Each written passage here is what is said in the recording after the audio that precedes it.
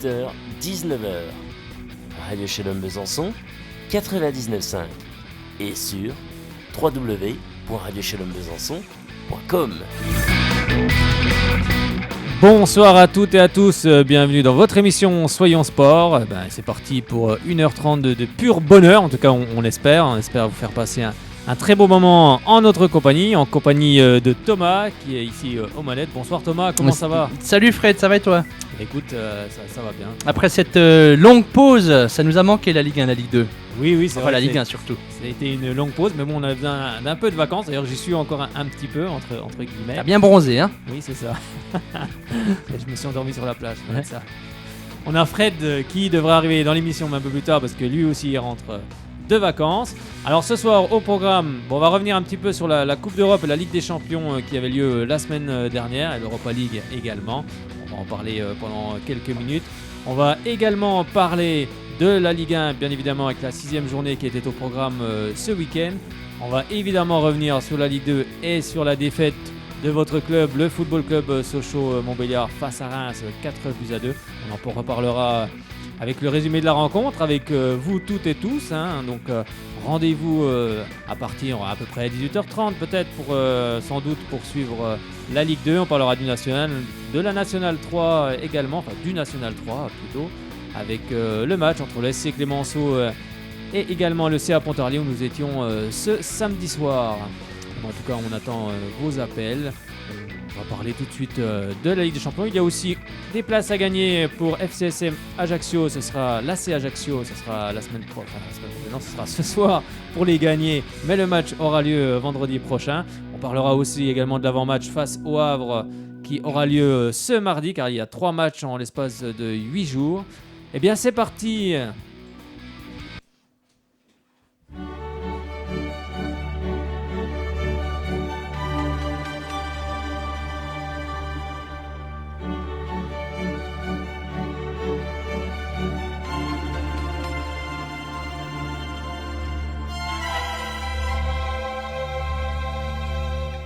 Eh bien oui, quelle jolie musique, cette hymne de la Ligue des Champions. C'est toujours sympathique. Bon, je suis pas prêt de l'entendre du côté du Stade Bonal. Ouais, faut pas dire ça. Ça semble mal parti en ce moment. Non, j'espère au moins que je l'entendrai un jour avant que je je m'en aille, pas maintenant, mais il te reste une bonne 50aine d'années quand même. Oui, à peu près. Non, on espère en tout cas l'entendre du côté du Stade Bonal, ce sera vraiment une très belle récompense, mais on a d'autres choses à penser en ce moment. Allez, on va revenir justement sur les clubs français, ce qu'ils ont fait dans cette compétition, avec le Paris Saint-Germain qui était opposé au Celtic Glasgow. Bon, il n'y a pas eu véritablement de match car les Parisiens se sont imposés 5-0 en Écosse. Et pour le moment, Paris est premier avec 3 points. Je vous propose d'écouter la réaction d'Adrien Rabiot à l'issue de cette rencontre. C'est pas mal, on nous attendait, on savait que ça allait être compliqué ici. On a bien commencé la compétition, on a été sérieux et on a été récompensé. Moi, en fait, j'étais déjà gêné avant le match, mais j'ai joué strappé et en seconde période c'était vraiment douloureux, donc je suis sorti. Mais on a vraiment fait une belle partie, on a vraiment bien respecté les consignes, on a bien utilisé le ballon. Et c'était important de le faire ici parce qu'on savait qu'il y avait vraiment une grosse pression. Bien, c'est assez facile de jouer avec eux, on leur donne le ballon, ils font le reste. Donc on se contente d'équilibrer un peu l'équipe. Et puis au milieu ça tourne bien, donc on leur donne pas mal de ballons, c'est assez facile de jouer avec eux. Je pense après on va avoir une bonne attaque en Ligue des Champions et c'est le cas, donc j'espère. Après il faudrait que je revoie le match parce que j'ai pas vraiment bien en tête, mais d'après ce que j'entends, on va faire vraiment une bonne prestation, donc c'est clair que s'il y avait du monde ça va envoyer un message. Après j'ai vu qu'il y avait aussi de bons résultats dans les autres matchs, donc c'est un peu tous les favoris des groupes ont gagné, donc il y a beaucoup de monde pour la victoire finale. Eh bien oui, le deuxième favori, comme dit Adrien Rabiot, c'est le Bayern de Munich qui s'est imposé 3-0 face à Anderlecht. Et au classement, Paris est en tête avec 3 points. Deuxième, le Bayern de Munich avec 3 points également. Troisième, Anderlecht. Et quatrième, Celtic Glasgow avec 0 points. On va parler cette fois-ci du groupe qui concerne l'autre club français engagé en Ligue des Champions, c'est-à-dire l'AS Monaco. C'est le groupe G. Hein. Oui, c'est ça. Je voyais que tu cherchais le groupe. Oui, c'est vrai. C'est le groupe G. C'est le groupe G. C'est le groupe G, oui, mais là je suis dans l'Europa League, donc ça va pas. Hein. Non, Monaco en Ligue des va Champions, falloir groupe que G. je remonte un peu, Dans le non, groupe de parce que- Beşiktaş, de Ouais, Porto et de c'est ça. Leipzig. Les groupes étaient un peu inversés. J'ai recopié en inversant les groupes, donc ça va pas. Et oui, Monaco qui a fait un but partout à Leipzig. En fait, les Monégasques s'en sortent pas trop mal. Ils auraient même pu gagner en fin de rencontre avec une grosse occasion, mais finalement, ça fait un but partout. Et dans l'autre match, c'est une surprise, hein, car Porto a perdu chez lui face au Beşiktaş 3 buts à 1.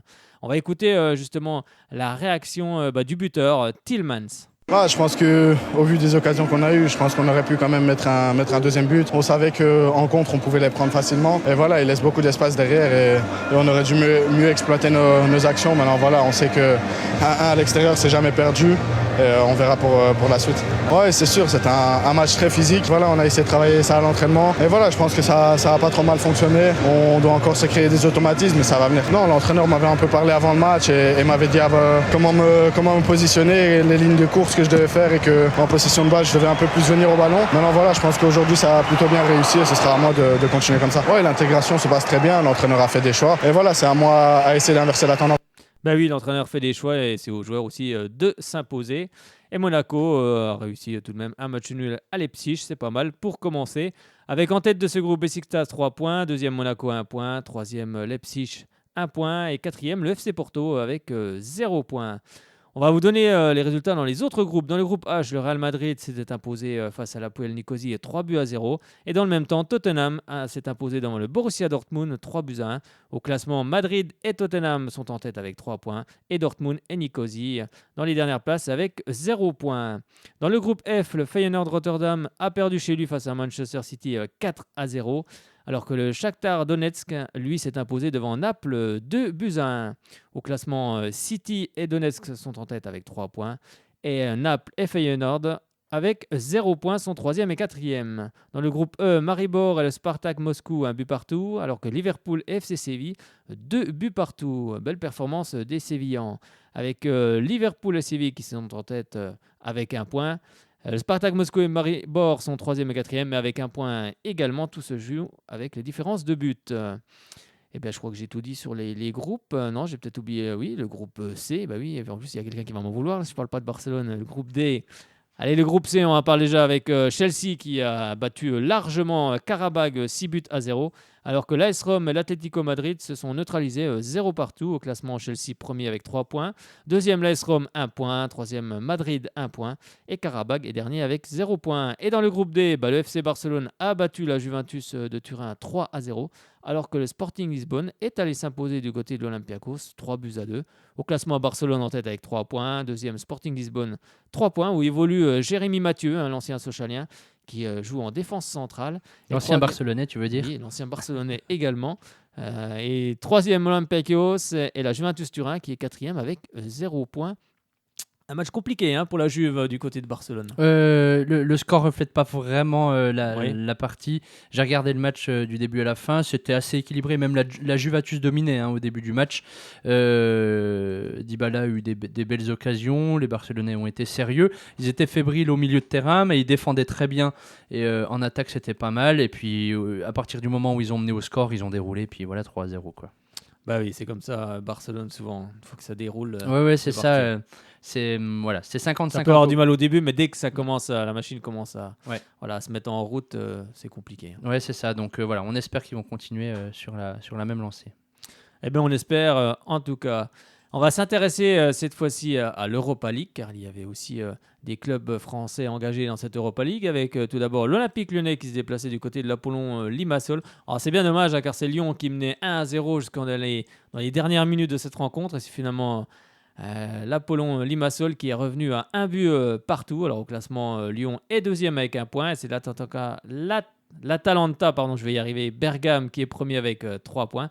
Car l'Atalanta s'est imposé devant Everton 3 à 0. Et troisième, l'Apollon Limassol 1 point. Et quatrième, Everton avec 0 point. Dans le groupe F, voilà, ça va être compliqué les noms.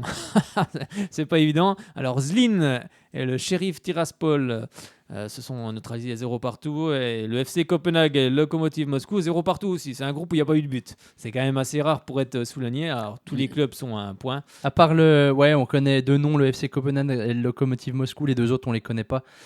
Ça doit pas être le groupe très suivi en France. Oh non, je pense pas. Et dans le groupe G, l'Apoel Beersheva qui a battu le club suisse de Lugano 2-1. Et le Steaua Bucarest, lui, a battu Victoria Plzeň 3-0. Au classement, Bucarest est premier avec 3 points, suivi de Beersheva 3 points. Et les 2 autres, donc le club suisse Lugano et Plzeň, sont 3e et 4e avec 0 points. Dans le groupe H, l'Étoile Rouge de Belgrade et le Bate Borisov ont fait match nul, un but partout. Alors que dans le même temps, Arsenal a battu le FC Cologne 3-1. Avec du côté du FC Cologne, je ne sais pas si tu as vu l'info circuler, avec 20 000 supporters dans les rues de Londres. Et il n'y en avait que 3 000 qui pouvaient rentrer dans le stade. Ouais. C'est quand même hallucinant. Il fallait voir ça parce que les Allemands, c'était énorme. Ils se sont payés un petit voyage à Londres, les Allemands, Oui, je pense. c'était énorme. Donc c'était sympa. Avec Arsenal qui est en tête avec 3 points, le Bate Borisov 1 point, l'Étoile Rouge de Belgrade 1 point et le FC Cologne est 4e avec 0 points. Dans le groupe I, c'était le groupe de Marseille et Marseille qui s'impose face à Konyaspor 1-0, un but d'Adil Rami si je ne me trompe pas. Voilà, les auditrices et auditeurs me corrigeront. Le Vitória Guimarães, club portugais, a fait 1 but partout face au Red Bull de Salzbourg, ancien club de notre coach de Sochaux, Peter Zedler. Et au classement, Marseille est en tête avec 3 points, suivi par Guimarães 1 point, Salzbourg 1 point et Konyaspor 0 point. Redis-le, Marseille est en tête, c'est rare d'entendre ça. Oui. On va voir qu'ils sont bien rattrapés en championnat ce week-end. Oui. On en reparlera tout à l'heure. Dans le groupe J, le Zorya Luhansk et Östersund, c'est Östersund qui s'impose 2-0. Le Hertha Berlin et l'Athletic Bilbao 0 partout. Premier, Östersund avec 3 points. Deuxième, l'Athletic Bilbao. Le Hertha Berlin est 3e avec tous les 2 clubs 1 point. Et Luhansk, 4e avec 0 points. Dans le groupe L, le FK Vardar s'est incliné chez lui face au Zenit Saint-Pétersbourg 5-0. La Real Sociedad a battu Rosenborg 4-0. Au classement, le Zenit et la Real sont en tête avec 3 points. Rosenborg et Vardar ferment la marche avec 0 points. Et le dernier groupe, le groupe K, où il y avait un club français, l'OGC Nice, qui n'était pas très bien en points en championnat, et qui est allé se rassurer du côté du Zulte Waregem, c'est un club belge. Ils se sont imposés 5-1. Et dans le même temps, la Lazio de Rome a inversé la tendance, car la Lazio était menée 2-0 par Vitesse Arnhem, et finalement elle s'impose 3-2. Au classement, Nice est en tête avec 3 points, suivi de la Lazio de Rome 3 points, et les 2 autres clubs, Arnhem et Zulte Waregem, ferment la marche avec 0 points.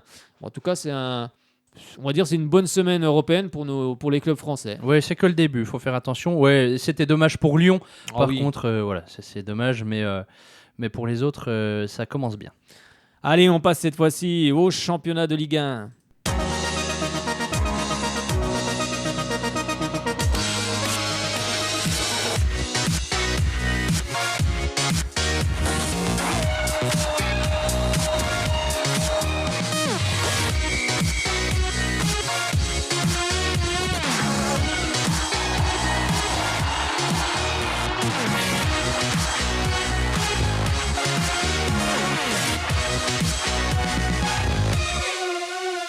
Eh bien oui, on passe au championnat de Ligue 1 car c'était la 6e journée ce week-end avec pas mal de matchs, pas mal de rencontres. Les rencontres qui avaient lieu ce dimanche également car c'était une semaine européenne. Donc les clubs jouent le dimanche avec tout d'abord ce vendredi 15 septembre le début de cette 6e journée avec le derby de la Garonne. Un derby qui opposait le Toulouse Pascal Duprat à Bordeaux de Jocelyn Gourvenec. Et c'est finalement les Bordelais qui se sont imposés 1-0, un but de Malcolm à la 69e minute de jeu. On va dire que la saison dernière, Bordeaux s'était incliné 4-1, donc ça faisait sans doute un petit peu désordre à la maison bordelaise. Et vous allez entendre la réaction de Pascal Duprat qui, lui revient tout simplement. Il dit avec une entame de match comme ça, on plie le match 9 fois sur 10 à la mi-temps. C'est vrai que Toulouse a fait une très bonne première mi-temps et aurait dû ouvrir le score. Et Jocelyn Gourvenec qui dit tout simplement on savait qu'on allait avoir un match avec beaucoup d'engagement. Ça a été le cas. Et en tout cas, on s'impose. C'est important. Tant le rapport de force nous était favorable en première. Il est certain qu'on ne pouvait pas jouer comme nous l'avons fait en première mi-temps sur 93 minutes, mais ce genre d'entame de match sur cette première mi-temps sur 10 matchs, vous avez plié 9 matchs à la mi-temps. Puis ensuite, vous buvez le calice jusqu'à la lie parce que vous ne pouvez pas vous contenter du match nul. C'eût été frustrant si nous avions fait match nul. Alors, imaginez la déception de nos joueurs, mais également de nos supporters quand on perd notre premier match à domicile. Voilà, c'est le football, il est quelquefois cruel. Bon, il faut aussi reconnaître que Bordeaux a des arguments. En premier lieu, son gardien qui a retardé l'échéance. Une division offensive qui, quoi qu'on en dise, a frappé, je crois, une fois cadré avant de marquer. FSC a produit le football qu'on aime lui voir produire, quoi que certains en disent. Et à la mi-temps, il doit y avoir plus d'un but d'écart. On avance. Encore une fois, dans le même type de match l'année dernière, on avait été puni très vite et puis ça avait été très difficile. On avait fini à 10, on avait pris 4-1. Dans un derby, ça passe jamais bien. On savait qu'on aurait un match avec aussi beaucoup d'engagement, la capacité à Toulouse de très vite se projeter vers l'avant. On s'attendait à ce match-là. Bon, après, on est satisfait de regagner. Bah oui, on est satisfait de regagner du côté de Bordeaux. Bordeaux qui marche très bien en ce moment avec Jocelyn Gourvenec et surtout un joueur qui est en forme. Bah, c'est Malcolm, le joueur brésilien, qui enchaîne les buts pour cette équipe bordelaise. On passe cette fois-ci au samedi 16 septembre à partir de 17h. Il y avait l'AS Monaco qui recevait Strasbourg et un match où il y a eu beaucoup de suspense également, avec beaucoup de suspense. Jusqu'à la 44e minute de jeu, Strasbourg tenait bien cette équipe de Monaco. Et ensuite, c'est Lopez à la 44e qui inscrit le premier but pour Monaco, avant que l'homme en forme en ce moment du côté monégasque, c'est Radamel Falcao qui va signer un doublé à la 51e minute de jeu et à la 67e minute également. On va entendre tout de suite la réaction du défenseur central Camille Glink qui lui dit tout simplement on espère que Nice n'était qu'un accident. Il faut se rappeler que Nice s'était imposé 4-0 devant cette équipe monégasque et il dit tout simplement on devait réagir. Et puis Anthony Gonçalves qu'on a déjà eu dans cette émission lorsqu'il jouait du côté de Laval, un garçon très sympa, et il dit tout simplement on voulait se rattraper du match contre Amiens. On a tenu 44 minutes. Oui, après le match contre Nice, après le derby, c'est pas facile. Mais pour nous, cette fois, ça fait un match important parce que dernier match après 4-0, c'est pas facile. Mais rien, on a hâte de victoire et nous sommes là toujours. Nous avons besoin de garder match après match et c'est comme ça. J'espère oui. Comme c'est la même chose comme l'année dernière. La même fois 4-0, mais rien. J'espère que c'est seulement un accident. Ouais. Ouais, on avait pour consigne de tenir un maximum. Dans cette rencontre, voilà, on a tenu 44 minutes. Il manque une minute pour aller jusqu'à la mi-temps, c'est dommage. En plus, je pense qu'il y avait quelques possibilités sur cette première mi-temps. Et même après, voilà. Bon, après, ça reste une grande équipe en face. On savait très bien que prendre des points ici, ça allait être compliqué. Donc voilà, on voulait rattraper sur tout le mauvais pas qu'on avait fait à la maison contre Amiens. C'est surtout là où on a pêché. Aujourd'hui, on savait très bien que cette équipe de Monaco est au-dessus de nous sur le papier. Mais nous, on voulait montrer qu'avec notre générosité, les valeurs du club, qu'on pouvait faire quelque chose. Eh bien oui, en tout cas, il pouvait faire quelque chose, mais c'est finalement Monaco qui s'impose 3-0. Et avec ce doublé, Radamel Falcao prend seul la tête du classement des buteurs avec 9 buts en 6 matchs joués. Deuxième, c'est Edinson Cavani qui totalise 7 buts en 6 matchs joués. C'est déjà c'est aussi énorme. Oui, c'est pas mal. Ils sont bien partis pour faire exploser les compteurs cette saison. On l'espère en tout cas, ça voudra dire qu'il y a beaucoup de buts. On part du côté de Guingamp cette fois-ci. Guingamp-Lille, où tout s'est joué dans les dernières minutes pour cette équipe guingampaise, avec une frappe d'Étienne Didot à la 90e minute de jeu, qui est contrée, et ça finit au fond des filets. Et Lille s'incline 1-0. Décidément, rien ne va dans cette équipe lilloise. Et on va écouter tout de suite les réactions du joueur de Guingamp, Yanis Salibur, qui lui dit tout simplement, au vu du match, la victoire est méritée. Et Rachid Benzia, il dit tout simplement, on a eu des situations intéressantes qu'on a mal négociées. Il était vraiment très très déçu à l'issue de cette rencontre. Moi, comme tu as dit, c'est les plus belles victoires à la fin. C'est Etienne qui marque avec sa petite danse bretonne. Mais ouais, c'est bien. Ça nous a libérés. Je pense que dans l'ensemble, c'est mérité quand même parce qu'on avait pas mal d'occasions. Pas tout le temps de négocier, mais on en avait pas mal. Et puis, c'est bien pour nous. Et puis, surtout bien pour le. Nous, on se dit surtout qu'à domicile, il faut qu'on soit intraitable. Il faut que les équipes viennent ici et qu'ils se disent que ça va être très compliqué. On part surtout avec cet état d'esprit-là. On sait qu'on a l'appui du public, on a une certaine force depuis quelques années à domicile.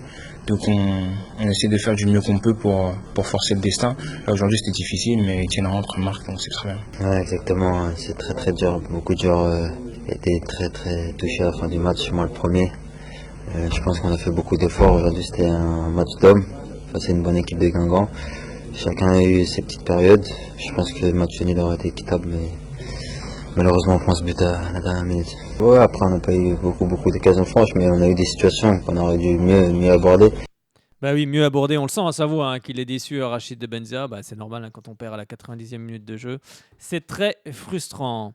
Allez, on part du côté de Troyes avec Montpellier qui devait se reprendre dans ce championnat. Et Montpellier est allé s'imposer du côté de Troyes 1-0. Un but de Pedro Mendes sur corner à la 32e minute de jeu. Une belle tête. Et ça finit au fond. Et ça suffit pour que Montpellier s'impose dans cette rencontre. Et on va écouter tout de suite la réaction de Tristan Dengomé, le joueur troyen. Il dit tout simplement on a fait les efforts, mais il manque l'efficacité offensivement et aussi défensivement. Et Benjamin Lecomte, ce soir, on retient les 3 points. Place à Paris maintenant. On a le sentiment de faire plus ou moins ce qu'il faut, d'être bon dans l'utilisation du ballon et puis de pêcher dans l'efficacité, que ce soit offensivement et défensivement. Donc je pense beaucoup de déception et de frustration ce soir. On a fait une bonne entame de match. Je pense qu'on a existé pendant cette entame de match. On a fait plus que concurrencer avec Montpellier. Et oui, on prend un but sur coup de pied arrêté, donc c'est toujours frustrant. Et on sait très bien que dans les matchs comme ça, les coups de pied arrêtés sont très importants et décantent souvent les situations. Et là, ça a été le cas. Après, ça nous a pas abattus. Voilà. Enfin, je pense pas. On est quand même reparti de l'avant. On s'est créé des situations et malheureusement, on n'a pas su mettre ce but pour égaliser. Ce qu'il faut retenir, c'est l'état d'esprit qu'on a montré parce que ça a énormément poussé jusqu'à la fin de la rencontre. Et voilà, on n'a pas cédé, on a tenu le match et on repart avec le plus petit résultat, mais la victoire et les 3 points. C'est un beau match. Maintenant, voilà, on va tout donner parce que quand on se joue en équipe, on se doit de tout donner et puis on fera le bilan à la fin. Et oui, ont tout donné, cette équipe de Guingamp qui s'est imposée à 1-0 grâce à l'expérience aussi d'Étienne Didot en fin de rencontre et ce magnifique but. On passe cette fois-ci à Nantes, le Nantes de Claudio Ranieri qui marche bien en ce moment hein, et qui marche encore bien car ils ont battu Caen 1-0 avec un but d'André à la 73e minute de jeu. C'est la 3e victoire d'affilée de cette équipe nantaise qui a trouvé, on va dire, la bonne carburation en ce moment. Et c'est Nantes donc, qui va s'imposer dans cette rencontre. Un petit but, mais un but qui vaut cher. On va écouter la réaction du milieu de terrain Yacine El Ghanassi du côté nantais. Il dit tout simplement on prend la 6e place, mais on va aller à Strasbourg pour une 3e victoire de suite. Oui, non, c'est la 3e victoire de suite. J'ai déjà annoncé la victoire avant que le match se joue. Et on écoute aussi Rémi Vercoutre du côté de Caen. Il dit tout simplement je vois le ballon partir et je sais que je ne pourrai pas l'avoir. Je l'entends qui tape le poteau. Et finalement, ça rentre au fond des filets. Oui, c'est sûr, ça fait du bien de prendre la 6e place, surtout d'avoir pris une 2e victoire d'affilée. Et maintenant, je pense que tout le monde est bien en confiance et notre objectif, c'est vraiment d'aller gagner le 3e match à Strasbourg et de prouver à tout le monde qu'on est là. Oui, c'est sûr, mais je pense que les joueurs qui ont débuté ont beaucoup travaillé. Après, pour moi et Préjus, on est rentré, on a essayé de faire la différence et ça a bien réussi. Oui, c'est sûr, on prend 10 points et surtout au vu des 4 derniers matchs, je pense qu'on n'a pas perdu. Donc c'est positif pour le groupe et pour le club et pour les supporters. Il faut croire parce que c'est vrai qu'on avait quand même la maîtrise du jeu en première. On a fait une très bonne première mi-temps où on a réussi à poser pas mal de problèmes à cette équipe de Nantes. On a eu la possession du ballon, on avait quelques occasions et voilà, ça s'est totalement inversé en 2e mi-temps. Écoutez, c'est vrai que je vois cette frappe lointaine et je sais dès le début que je vais être battu parce qu'elle est soudaine, elle est forte et puis elle me fuit énormément. D'ailleurs, j'esquisse même pas un geste parce que je sais qu'elle est bien placée et quand j'entends le bruit du poteau, je sais qu'elle est dedans. Voilà, donc comme vous dites, il a fallu un éclair de génie ce soir pour sortir un peu le match de la torpeur et c'était du côté de Nantes malheureusement. Oui, c'est bien aussi de faire des 0-0 ou des 1 partout quelquefois. On se serait dit la même chose sans forcément perdre le match. Donc on est déçus ce soir parce qu'on n'a pas réussi à maintenir notre niveau de jeu en 2e mi-temps. Ça nous aurait permis, je pense, de pouvoir au moins accrocher ce match nul qui aurait été, ma foi, pas forcément inéquitable à la fin du match. Mais voilà, Nantes a été beaucoup plus réaliste que nous ce soir. Bah oui, le réalisme a payé du côté de Claudio Ranieri et du FC Nantes et ça fait 1-0. Allez, on va se rapprocher par exemple de Besançon. On va aller du côté de Dijon avec Saint-Étienne qui se déplaçait à Dijon et c'est finalement Saint-Étienne qui va s'imposer grâce à un penalty de Bamba à la 49e minute de jeu. Décidément, les Dijonnais n'ont pas de bol. La saison dernière, c'était la même chose du côté de Saint-Étienne. On va écouter les réactions. La réaction d'Olivier Dalloglio qui dit tout simplement ce penalty n'existe pas et il faut qu'on grandisse vite pour qu'on nous respecte. Et Loïc Perrin, le défenseur central de Saint-Étienne, qui dit la méthode Garcia est différente de celle de Christophe Galtier. Et on va écouter aussi Loïs Diony qui revenait du côté de Dijon, car elle a été transférée cet été à Saint-Étienne. J'ai été sifflé, oui, mais pas par la tribune principale. On a vu, il n'y a pas pénalty. Ouais, bon. Oui, je suis en colère, bien sûr que je suis en colère, mais qu'est-ce qu'on peut y faire la saison dernière, bizarre, Saint-Étienne, bam, pénalty 93e. Mais là, pénalty imaginaire. Voilà, c'est comme ça. Ouais. Alors il faut qu'on grandisse vite pour être un peu plus grand. On aura peut-être un peu plus de respect. Changé ou pas, je pense pas. C'est surtout que chacun a sa façon de travailler. Donc il y a une autre façon de travailler que celle de Christophe Galtier. Pour l'instant, ça nous réussit, mais pourvu que ça dure. Le plus dur dans le football, c'est d'être régulier sur toute une saison. Donc on verra, la route est encore longue. J'ai plus entendu de siffler, mais je sais que la tribune principale m'a applaudi. Donc c'est le plus important. On sait qu'il y a des gens, je ne vais pas dire le mot, et des gens qui sont sincères et voilà, qui connaissent le football. Bah oui, il ne faut pas dire le mot, comme dit Loïs Diony, mais il faut aller plutôt vers les gens sincères. C'est mieux en tous les cas. Allez, on passe cette fois-ci, on va aller à dimanche. Et oui, ce dimanche, il y avait 4 matchs au programme avec tout d'abord Marseille qui se déplaçait du côté d'Amiens. On espérait voir une réaction marseillaise car Marseille est décrié en ce moment. Et Marseille va s'imposer 2-0, un doublé pour Clinton Ng à la 52e minute de jeu et à la 55e en 3 minutes. Le match était plié pour cette équipe marseillaise et on va écouter tout de suite la réaction de Gaël Kakuta, le joueur d'Amiens. Il dit tout simplement on s'est sans doute vu un peu trop beau. Et Adil Rami, qui lui revient justement sur la période délicate de cette équipe de l'Olympique de Marseille. Il dit tout simplement on est chahuté, Marseille est un grand club, il faut l'accepter. C'est comme ça dans les grands clubs. Ouais, on a bien commencé le match. On a été dangereux sur coup de pied arrêté en première période. En deuxième mi-temps, on a mal commencé. On a commencé à reculer et subir. Et au final, on prend 2 buts. Et après les 2 buts, on s'est complètement lâché. On a perdu le match. Je sais pas. C'est tout le monde. On a tous, je pense qu'on a trop pris confiance avec la fin de la première période. On a relâché. Ils ont joué avec l'expérience et ils ont pris le dessus sur nous. C'est vrai qu'on est un petit peu chahuté. Mais après, aujourd'hui, on est à l'Olympique de Marseille. C'est un très très grand club. Donc, dans tous les grands clubs, c'est comme ça. Il faut l'accepter. Parfois, il y a des moments, c'est très difficile, mais ça fait partie du métier. Donc voilà, maintenant je pense que le plus important c'est pas la victoire d'aujourd'hui, la victoire elle est acquise au moment où je vous parle. C'est de continuer sur cette lancée et d'enchaîner les victoires. Bah oui, d'enchaîner les victoires pour cette équipe de Marseille, elle en a besoin dans tous les sports. De toute façon, il faut enchaîner les victoires pour engranger de la confiance. Et c'est ce qu'a fait cette équipe marseillaise. On part du côté de la Bretagne et on va à Rennes, du côté de l'équipe de Christian Gourcuff qui recevait l'OGC Nice, qui avait fait un bon match en Coupe Europa League en s'imposant 5-1 à Zulte Waregem.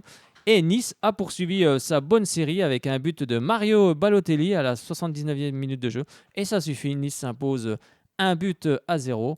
On va écouter la réaction de Christian Gourcuff qui lui dit tout simplement on a été défaillant en face c'est Nice. C'est pas une équipe banale de la Ligue 1.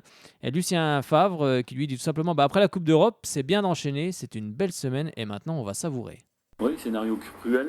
Première mi-temps, on n'a pas su donner le rythme nécessaire et l'impulsion dans les transitions offensives notamment pour déstabiliser cette équipe qui nous attendait tranquillement.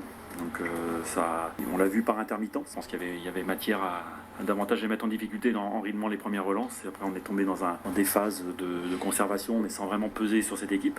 Après, en deuxième mi-temps, on a su hausser le rythme. Une deuxième mi-temps plus enlevée. Après, parce qu'en deuxième mi-temps, je pense qu'ils ont 3 occasions. Même si globalement, on les a contenus dans leur moitié de terrain, c'est pas suffisant pour avoir une emprise totale, en tout cas face à ce type d'adversaire, donc à de la qualité. Nice, c'est pas non plus, c'est pas une équipe banale de L1. Il y a de la maîtrise, il y a du sang-froid pour sortir les ballons, mais je pense qu'il y avait matière à mieux faire, évidemment. C'était un bon match de notre part, c'était difficile, on a peiné, on a eu des moments difficiles en première mi-temps, moins qu'en deuxième, où Rennes s'est mis à prendre le jeu à son compte au début. Et puis on marque en étant patient, mais c'est pas immérité. Mais l'essentiel, à la fin, on gagne sans avoir à démériter. Pour un match 3 jours après la Coupe d'Europe avec un déplacement à Waregem, après de nouveau se déplacer à Rennes, c'était pas mal. Ouais, c'est une belle semaine, à savourer. Bah oui, on va savourer du côté de Lucien Fabre et l'OGC Nice. C'est vrai que c'est une belle semaine et on va du côté d'Angers. Angers qui recevait le FC Metz, lanterne rouge. Il faut dire que le FC Metz a joué aussi tous les gros, comme Marseille, Bordeaux, Paris. Donc forcément, on récolte moins de points. Et si vous allez entendre justement la réaction de Stéphane Moulin qui, lui, justement, s'énerve quand on lui pose la question du FC Metz qui était lanterne rouge, car lui, il dit depuis longtemps que Metz est une bonne équipe. Vous allez l'entendre. Et également du côté de Philippe Inchberger, lui forcément il est heureux de cette victoire du côté d'Angers, car c'est pas toujours évident d'aller s'imposer à Angers. Déçu du résultat, mais surtout déçu du contenu. C'est le premier match qu'on manque dans les grandes largeurs. On a tout tenté à la fin, passé à 2 attaquants, mais bon. Trop désordonné, trop brouillon, trop pauvre techniquement, trop pauvre physiquement dans l'engagement, en retard presque tout le temps, donc on a manqué notre match. Mais arrêtez avec la lanterne rouge. Arrêtez avec la lanterne rouge. Je l'ai dit, vous n'avez pas analysé, c'est de la malhonnêteté intellectuelle. Moi je vous le dis, mais non, mais c'est n'importe quoi de parler comme ça. C'est faire un... Je défends pas mon collègue, mais franchement, ils ont joué Bordeaux, Monaco, Paris, il n'y a pas une équipe qui a joué ça. Et on est en train de dire, c'est la lanterne rouge. Évidemment que tout le monde va perdre contre Paris. Et beaucoup contre Monaco et beaucoup contre Bordeaux. Donc arrêtez on a l'impression que c'est une équipe de chèvres. C'est pas des chèvres. À 1 heure de jeu, ils tenaient Paris Saint-Germain en échec et ils devaient mener 2-1. Donc arrêtez, on a l'impression qu'on a joué contre une équipe de PH là. Et là, mais moi je vous le dis parce que si vous voulez, on a l'impression qu'on a. Là, je vous dis, cette équipe, elle a de la qualité. Je l'avais dit avant, je le pensais sincèrement. Malheureusement, nous on n'a pas été à notre niveau. Tous les joueurs sont libérés. On a le sentiment d'être enfin récompensés. Belle victoire à Angers. Vous savez, ici, c'est jamais facile de venir s'imposer. On l'a vu en deuxième mi-temps, sur la fin du match aussi. On a souffert, j'aurais aimé qu'on puisse marquer ce deuxième but libérateur. On a au moins 2-3 situations pour le faire, occasion de but. Malheureusement, ça nous a fait trembler jusqu'à la dernière seconde. Donc écoutez, on a sorti le match qu'il fallait faire. Voilà, un match de guerriers, de combattants aussi, mais on a essayé de mettre aussi de la qualité technique chaque fois qu'on a pu. Allez, dernier match de cette 6e journée avec le Paris Saint-Germain qui recevait l'Olympique lyonnais. Et c'est finalement Paris qui va s'imposer 2-0. 2 buts contre leur camp. Un but de Marcelo, le défenseur central de cette équipe lyonnaise à la 75e minute de jeu. Et Jérémy Morel à la 86e minute de jeu. Et on va écouter les réactions du côté d'Adrien Rabiot qui dit tout simplement « Oui, ce soir, on était un peu fatigué, mais l'OL a été très bon. » Et Jean-Michel Aulas qui lui dit tout simplement « La victoire va souvent au puissant. » C'est le cas ce soir. On sait qu'il a eu des mots dans la semaine concernant Nasser El Khelaifi et le Paris Saint-Germain et surtout des prises de position. Mais finalement, là, tout il semble rabiboché. Et puis on écoutera après les supporters qui ont répondu justement à Jean-Michel Aulas. Après ces réactions, on écoutera les supporters parisiens. Moi, ils ont été bons, ils ont été costauds. C'était un match assez engagé, assez ouvert. Au final, on prend les 3 points, on est content, c'est un bon résultat et une bonne semaine pour nous. Peut-être un peu de rythme dans notre jeu, même si on a eu, je pense, plus le contrôle du ballon, mais voilà, pouvoir aller un peu plus vers l'avant, un peu plus vite, pouvoir faire des attaques plus rapides et je pense que c'est ce qui nous a manqué. Fatigué, on a lâché des forces aussi en Champions. Non, on est content, je suis content, tout le monde est content, on a gagné, voilà, on a été solide. Voilà, faut le voir comme ça et puis il y aura des prestations plus abouties. Forcément, quand on est à 2, on est vraiment plus défensif, on est là vraiment pour l'équilibre de l'équipe.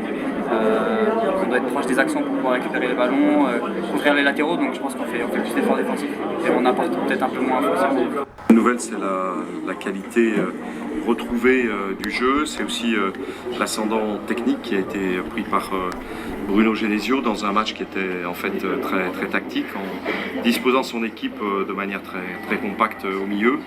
Et puis, c'est vrai qu'on a manqué de réussite. Alors, on dit que la réussite va au puissant, c'est le cas. donc voilà, il m'a semblé qu'il y aurait même pu y avoir un pénalty en première mi-temps. C'est probablement que j'ai mal vu les choses. qui aurait permis de prendre l'avantage. Puis après, il y a eu cette frappe de Mdembélé sur la barre qui aurait bien pu se convertir en but. Et puis après, on est malheureux puisque sur les 2 buts, ce sont des joueurs lyonnais qui marquent contre leur camp. Voilà, mais le PSG a fait bien sûr une partie intéressante avec d'innombrables très très bons joueurs. Bah dis donc, Jean-Michel Aulas qui fait des éloges sur le Paris Saint-Germain, qu'est-ce qui se passe? À mon avis, c'est les supporters qui l'ont calmé. Éloignez les enfants du poste, on va écouter une des tribunes du Parc des Princes qui insultait légèrement Jean-Michel Aulas. Alors je vais mettre le son, ça ira mieux. On écoute.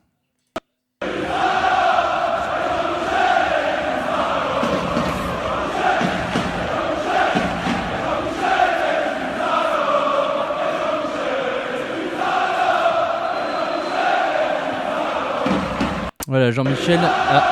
Allez, c'est bon, ça suffit. Jean-Michel est on n'a pas très bien compris quoi. Oui, moi non plus, j'ai pas compris. Tout le monde a imaginé en tous les cas.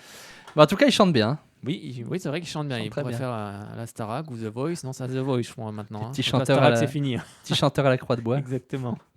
Allez, on vous rappelle le classement de la Ligue 1 avec premier Paris Saint-Germain 18 points, deuxième Monaco 15 points, troisième Saint-Etienne 13 points, quatrième Bordeaux 12. Lyon et Marseille sont 5e et 6e avec respectivement 11 et 10 points. Et en bas de classement, on retrouve 18e Dijon avec 4 points, 19e Strasbourg 4 points et 20e le FC Metz avec 3 points. Bah oui, qui a marqué ses 3 premiers points. Exactement. Allez, la 7e journée, ce sera vendredi prochain avec vendredi Nice-Angers, Lille-Monaco, le samedi Montpellier-Paris Saint-Germain, Lyon-Dijon, Bordeaux-Guingamp, Metz-3, Caen-Amiens et le dimanche Saint-Etienne-Rennes, Strasbourg-Nantes et pour conclure cette 7e journée, Marseille face à Toulouse. Eh bien, on en a terminé avec la Ligue 1. Cette fois-ci, on ouvre la page Ligue 2 et on va parler du FC Sochaux-Montbéliard car il y a des choses à dire.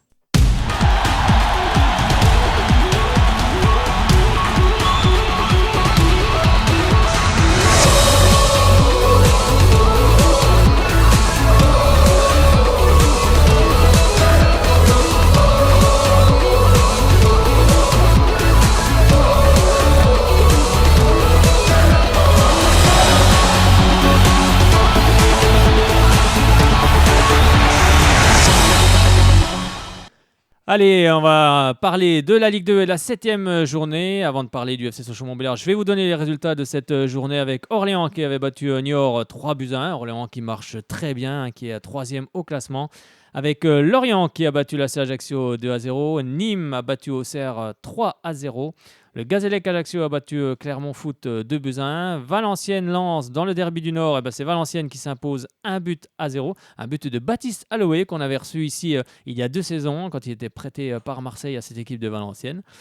On a le Paris FC qui a battu Tours 2-0. Brest a battu Le Havre 1-0. Quevilly a battu Nancy 2-0. Bourg-Péronas a battu Châteauroux 3-0. Et on a également, on a encore un match qui aura lieu. Non, il n'y a plus de match. Je dis des bêtises. Et maintenant, on parle de la défaite du FC Sochaux-Montbéliard 4-2 face à Reims, alors que Sochaux menait 1-0 à la 32e minute de jeu sur une grosse faute commise sur Dame. On lui a arraché le maillot. L'arbitre n'hésite pas à siffler le penalty. Florian Martin transforme. 6e but pour lui d'ailleurs. Il va finir meilleur buteur si ça continue. On lui souhaite en tout cas. Avec ensuite Rigonato à la 40e minute de jeu avec une mésentente entre Florian Augier et puis également Michael Alphonse. Les 2 joueurs ne se comprennent pas et Rigonato lui reprend le ballon et il frappe instantanément. Un beau but, il faut aussi le dire. On a aussi également Siebatchou qui va marquer à la 46e minute de jeu avec Mgamukol à la 67e qui lui marque le 3-1. On a Meïté à la 72e qui va réduire le score sur penalty et ensuite se faire exclure suite à des véhémences envers l'arbitre. Et on a également Chavalrin qui lui va clore la marque pour cette équipe de Reims à la 86e minute de jeu. Et c'est Reims qui s'impose 4-2. Je crois qu'on a déjà un premier auditeur en ligne. On va le prendre. Je pense qu'il y en a beaucoup qui vont réagir ce soir parce que ça fait quand même 9 buts pris à la maison depuis le 5-1 à Châteauroux. Ça commence à faire beaucoup. Je pense que les supporters sont un petit peu en colère. Et on va prendre Lionel tout de suite, il me semble. Bonsoir Lionel. Salut Fred. Comment ça va? Ça va. Ça va. Oui. Pas terrible quand même. Moi ça va, tu m'étonnes, c'est pas terrible. Alors qu'est-ce... là, il y a un sacré gros problème un sacré gros déséquilibre entre les lignes, moi, je pense. Bah là, c'est surtout des problèmes défensifs en ce moment. Ah oui, puis devant, on n'a rien. On n'a quand même rien devant. Bah après, ça, ouais, c'est vrai que ça. Pour moi, non. On n'a pas de véritable attaquant. On n'a pas d'attaquant percutant. Ah non. Bah, ça va pas. La question, c'est est-ce qu'il fallait pas mettre. La question, c'était. On se livre trop derrière, voilà. Mais la question dans ce match, est-ce qu'il ne fallait pas mettre Faneva André-Sima en titulaire d'entrée de match? Je pense qu'il faut le mettre d'entrée. Moi, je pense que c'est une erreur de Zedler. Il faut le mettre d'entrée. D'entrée de jeu, il faut le mettre. Maïté, ça va pas, Maïté. Ça va pas, Maïté. Lulu, bon, il percute un petit peu, mais ça apporte rien. Ça n'apporte pas. Disons on a des attaquants qui n'apportent pas pour l'instant. Je pense que c'est un joueur qui devrait rentrer, je pense, en deuxième mi-temps, une fois que les défenseurs sont bien entamés physiquement. Je pense que dans la dernière demi-heure, je pense qu'il peut faire très mal à l'équipe adverse. Bakayoko, c'est pareil, c'est des joueurs. C'est pas bon. Moi, je pense qu'on s'est encore trompé sur le recrutement. Moi, je pense. Après, c'est sûr que ce sont des jeunes joueurs avec à part peut-être Bas qui sera bon, mais. Après, c'est vrai que pour moi, on s'est trompé. Il faut aller chercher un attaquant au mercato d'hiver et puis un bon défenseur central. C'est vrai que Bakayoko et puis Emeite sont des jeunes joueurs, donc forcément, ils ont. C'est très moyen, c'est très moyen. Ils ont les défauts de leur âge. Mais il y a aussi une question, parce qu'on sait qu'il y a beaucoup de joueurs qui n'auront plus de contrat, qui sont sous contrat mais qui voulaient partir. Est-ce que ça, pour le moment, ça ne pèse pas dans la tête des joueurs? Ça, on ne sait pas. Moi, je commence à me poser la question parce qu'on a vu un Florent Augier qui a été très très bon la saison dernière. Et puis là, je l'ai retrouvé moins serein. Alors, est-ce qu'on sait qu'il voulait partir aussi? La saison dernière, là, il n'est pas trop en confiance. Bah oui, exactement. Exactement. Donc, de toute façon, Zedler, je suis bien d'accord avec lui. C'est bien ce qu'il fait. Il prône l'attaque. Mais il n'a pas les joueurs. Il n'a pas les joueurs pour prôner l'attaque. Il ne les a pas, les joueurs. Bah, sans doute. Il les a pas. C'est pour ça que Cartier, l'année dernière, il était plus défensif. C'est tout à fait normal. Oui. Tu n'as pas les joueurs pour attaquer. Tu te réfugies sur la défense. Bien sûr. C'est plus sur la défensive que voilà. Bah, tu t'adaptes. Tu joues les comptes. Cartier, c'était son système, voilà. Tu t'adaptes aux joueurs. Sur une bonne défense, voilà. En fait, tu adaptes ta tactique suivant les joueurs que tu as. Voilà, suivant les joueurs que tu as. Là, tu peux pas prôner l'attaque avec les joueurs que tu as. C'est pas possible. Bah, ça manque de talent. Ça manque beaucoup de choses. De talent, puis est-ce qu'il n'y a pas une question aussi je ne sais pas moi, mais de mental? Parce qu'à 1-0, on ne doit pas. À 1-0, on a le match en main quand même. Tu dois pas te faire remonter comme ça. Surtout sur un but pareil. Que tu prennes un but, 2 buts, je vais bien l'admettre. Tu en prends 4, il faut arrêter. Quoi. En 4 buts encore. Ça fait 9 buts en 2 matchs à domicile. Non, oui, ça fait beaucoup. Ça commence à faire beaucoup. Alors après, à quoi est-ce dû? Est-ce que c'est mental? Est-ce que c'est physique? Je ne pense pas, parce qu'il n'y a pas. Les joueurs, je pense, sont très bien préparés. Mais après, est-ce qu'il n'y a pas, est-ce que c'est pas simplement le mental? Et puis surtout, il y a une chose que je voudrais relever aussi, c'est quand l'arbitre ne siffle pas, il faut continuer à jouer. Parce que j'ai vu des joueurs râler après l'arbitre. Sur le deuxième but, j'ai vu des joueurs râler après l'arbitre et se sont arrêtés de jouer. Tant que l'arbitre n'a pas sifflé, il faut arrêter ça, il faut continuer à jouer. Et même s'il siffle, il faut continuer à jouer. Oui, même s'il siffle, mais je veux dire... on a vu des joueurs au milieu de terrain qui en voulaient à l'arbitre sur le deuxième but parce qu'il y avait sans doute il y avait faute, il y avait peut-être une faute, mais tant que l'arbitre n'a pas sifflé, c'est lui le maître du jeu et il faut continuer à jouer. Et ça on s'est déjà fait avoir sur le deuxième but de Châteauroux, c'était la même chose. Hein. On a laissé jouer, on s'est tous arrêtés de jouer. Et ça aussi, c'est peut-être un peu aussi un petit défaut de cette équipe sochalienne, non? Tu trouves pas, Lionel? Oui, c'est un défaut chez nous. Ouais. On est toujours en train de râler après l'arbitre. Et puis, l'arbitre, il n'a pas sifflé. Tant qu'il n'a pas sifflé, tu joues. Tu t'arrêtes pas. Exactement. C'est comme ça qu'on prend des buts. Chaque fois, on prend des buts comme ça. Et puis, c'est pas à cause de l'arbitre non plus qu'on a perdu. Faut arrêter aussi tout ça. C'est de notre faute. Exactement. Si on ne gagne pas ces matchs-là... On a joué 20 minutes, c'est tout. Exactement. On a joué 20 minutes, terminé. Exactement. Si on ne gagne pas ces matchs-là, c'est à l'équipe... c'est parce que l'équipe est passée au travers. Après, on est passé au travers. Collectivement, on est passé au travers. Bon, on va dire que l'avantage ou le désavantage, tout dépend comment on se place, c'est qu'on va jouer Le Havre demain soir. Et c'est pas plus mal de jouer tout de suite derrière, ça évite de cogiter. Est-ce que tu es d'accord avec ça? Ouais. Il faut 6 points. Hein. Pour moi, il faut 6 points si on veut vite revenir. Bah, disons qu'il faut aller récupérer Il faut gagner au Havre, il faut battre Ajaccio vendredi. Il faut aller récupérer les points au Havre, mais bon, après, il faut se montrer régulier parce que si à chaque fois on est obligé d'aller chercher des points. Il faut gagner. Si à chaque fois on est obligé d'aller chercher des points à l'extérieur, ça va être compliqué. Ouais, oui. Voilà, c'est toujours pareil. Bah oui, c'est compliqué. C'est compliqué non, en ce moment. On n'a encore pas les joueurs qu'il faut. Pour moi, de toute façon, tant qu'il n'y a pas un projet dans ce club, ça n'ira pas. On est d'accord. On ne sait pas exactement c'est qu'on va. Exactement. Bah, peut-être que les joueurs, ça doit cogiter dans les têtes aussi. Bah oui, parce qu'il y a quand même. Moi, je pense que ça cogite partout. Bah, je pense aussi. On ne sait pas où va le club. Je pense qu'il y a beaucoup de fins de contrat. Il y a beaucoup de choses qui n'ont pas été réglées dans les contrats des joueurs. On l'a vu avec Faneva Andrea de Sima. Le projet sportif, c'est déjà la base. Exactement. Bah, c'est la base, c'est les fondations. On ne sait pas où c'est qu'on va. Comment tu veux que l'équipe soit bien aussi? Ouais, je suis assez d'accord avec ça. Ça pèse aussi un peu dans la balance. Les joueurs, ils disent rien, mais ils disent rien, mais ils n'en pensent peut-être pas moins. Donc après, ça peut aussi jouer dans les têtes. Ça peut aussi jouer dans les têtes, les fins de contrat, on ne sait pas ce qu'on va faire. Et ça, même s'ils sont professionnels et ils font leur métier, mais je veux dire, ça peut jouer aussi, quoi. Ça peut jouer aussi.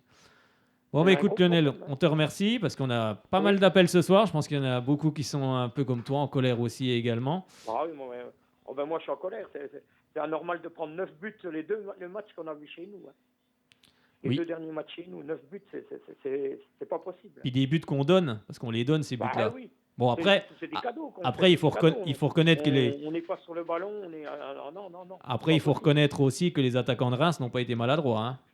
Ils sont bons, c'est autre chose que nous. Devant le but, dès qu'ils ont une occasion, ils la mettent. On n'a toujours pas d'attaque. Pour moi, on n'a toujours pas d'attaque. Parce on n'a toujours pas d'attaquant. Ils ont 6 tirs cadrés, ils en mettent 4. Hein. Non. Ouais. Nous, on a 2. Pour moi, on n'a toujours pas d'attaquant. Voilà. On n'a pas trouvé les bons attaquants encore. Bah écoute, voilà. Bah, c'est surtout qu'est-ce qui va se passer au mercato, parce que si on est très très mal classé au mercato, il y en a qui vont sans doute demander à partir. Je pense à un Florian Martin. Je pense qu'il risque d'être courtisé. Je pense que ça va être très compliqué de le garder, et d'autres joueurs également. Donc, il y a mon pote de Montpellier, il m'a dit à Montpellier qu'il se positionne sur lui déjà. Oui, bah, c'est sûr que l'intersaison, si on est mal classé, va être très compliqué. Va être compliqué du côté de Sochaux. Bon, merci Lionel en tout cas de ton appel, et puis on va prendre aussi d'autres auditrices et auditeurs, parce que je sais qu'il y a beaucoup de monde qui ont envie d'appeler ce soir. Merci beaucoup, et puis à bientôt. À toi aussi, merci, puis à vendredi, Fred. Merci. Vendredi, bye. Allez, à bientôt. Toute l'équipe, à bientôt. Merci Lionel. Merci, salut Lionel. Salut. Eh bien oui, c'est vrai que c'est compliqué en ce moment. Comme je disais, Sochaux a eu 2 tirs cadrés dans cette rencontre, dont le penalty. C'est peu, c'est très peu. Et ensuite, comme je le rappelais, Reims a eu 6 tirs cadrés. 6 tirs cadrés et ensuite a marqué 4 buts. Allez, on va peut-être écouter le résumé justement de cette rencontre entre Sochaux et le Stade de Reims. C'est l'une des affiches de cette journée de Dominos Ligue 2. Sochaux 8e accueille Reims 3e. Les Sochaliens privés toujours de Teke suspendu. Berengueba et Sao ne sont pas là. Peter Zeidler compte donc sur Florian Martin, l'un des meilleurs joueurs du championnat depuis le début de la saison. Jean Huiz est également là, tout comme Florian Tardieu, le capitaine, Aldo Kalolou et Yakou Meïté, les Sochaliens qui vont essayer de faire chuter Reims. Mais la mission s'annonce compliquée puisque Reims détient l'une des meilleures défenses du championnat, égalité avec 2 autres clubs. La première opportunité est en faveur de Sochaux avec ce tir. Nouvelle possibilité pour les Lyonceaux et l'arbitre qui accorde un penalty à Sochaux. Willy Delageau était bien placé et il a vu ici un accrochage, le tirage de maillot. Effectivement, le maillot est déchiré pour Sofiane Darham. Florian Martin en profite à la 32e minute, 1-0 pour Sochaux. 6e but de la saison pour Martin, meilleur buteur de la Dominos Ligue 2. Et Reims réagit avec ce tir magnifique de Diego Rigonato. Premier but de la saison pour Diego. Il n'a laissé aucune chance à Maxence Prévost. Un but partout entre les 2 équipes à la 39e minute. L'équipe de David Guillon qui évolue sans bourse et sans Marvin Martin laissé au repos, mais Diego, Danilson Dacruz, le capitaine, Gamoukol, Chavaria et Siebatcheux font le travail et Reims prend l'avantage sur la première action de la seconde période grâce à Jordan Siebatcheux pour son 3e but de la saison. Reims a renversé le match. Les Rémois étaient menés 1-0, ils mènent 2-1 et ils poursuivent leurs actions offensives. Ça fait 3-1 désormais pour les visiteurs grâce à Anatole Kamoukol. L'ancien attaquant du Red Star marque enfin son premier but sous ses nouvelles couleurs. Reims est largement détaché, mais Sochaux n'abandonne pas. L'équipe de Peter Zeidler a une nouvelle possibilité avec ce contact et ce penalty. Encore un coup de sifflet en faveur des Sochaliens. La faute de Julien Janvier. Et si Florian Martin a tiré tout à l'heure, cette fois-ci c'est Yakou Meïté qui s'élance et qui marque lui aussi à la 72e minute. C'est son premier but en Dominos League 2. Il réduit l'écart à 3-2. Peut-être des chances d'égalisation pour Sochaux, mais Yakou Meïté vient hurler sur l'arbitre. Carton rouge sorti par Willy Delageau. Comportement incompréhensible de Meïté alors que son équipe pouvait revenir à 3-3. Sochaux qui se retrouve pendant les 10 dernières minutes en infériorité numérique. Il n'en fallait pas plus à Reims pour en profiter. But exceptionnel de Xavier Chavalrin à la 85e minute pour sceller l'issue de cette rencontre. Deuxième but de la saison pour Chavalrin. Et quel but pour une rencontre assez incroyable. Et au final, la très bonne opération est pour Reims qui revient à la 2e place du classement. Succès 4-2 sur le terrain de Sochaux. Eh bien oui, c'était le résumé de cette rencontre. On va tout de suite accueillir un deuxième auditeur, c'est-à-dire Kevin, il me semble, qui va justement sans doute s'exprimer, peut-être lui aussi en colère. On va voir ça. Bonsoir Kevin. Bonsoir. Vous allez bien? Alors la liaison est très très mauvaise. Bonsoir. Ouais, avec Kevin. Attendez, comment on dit là? Ouais, essaye de te mettre à un endroit où tu captes bien. Voilà. Moi, vous entendez bien là. Vous m'entendez? Oui, moi j'entends bien. Bonsoir Kevin, comment ça va? Ça va, on peut dire comme ça. Pas trop avec la défaite du FCSM? Après la défaite, quand même prendre 9 buts en Bonac, ça fait un peu mal. Alors justement, d'après toi, qu'est-ce qui ne va pas du côté de cette équipe sochalienne qui est capable d'aller gagner au Gazélec Ajaccio 1-0 et qui est capable de prendre 4 buts contre Reims, même si Reims, c'est pas vraiment le Gazélec Ajaccio, il faut aussi reconnaître la qualité de cette équipe rémoise. Quel est ton avis?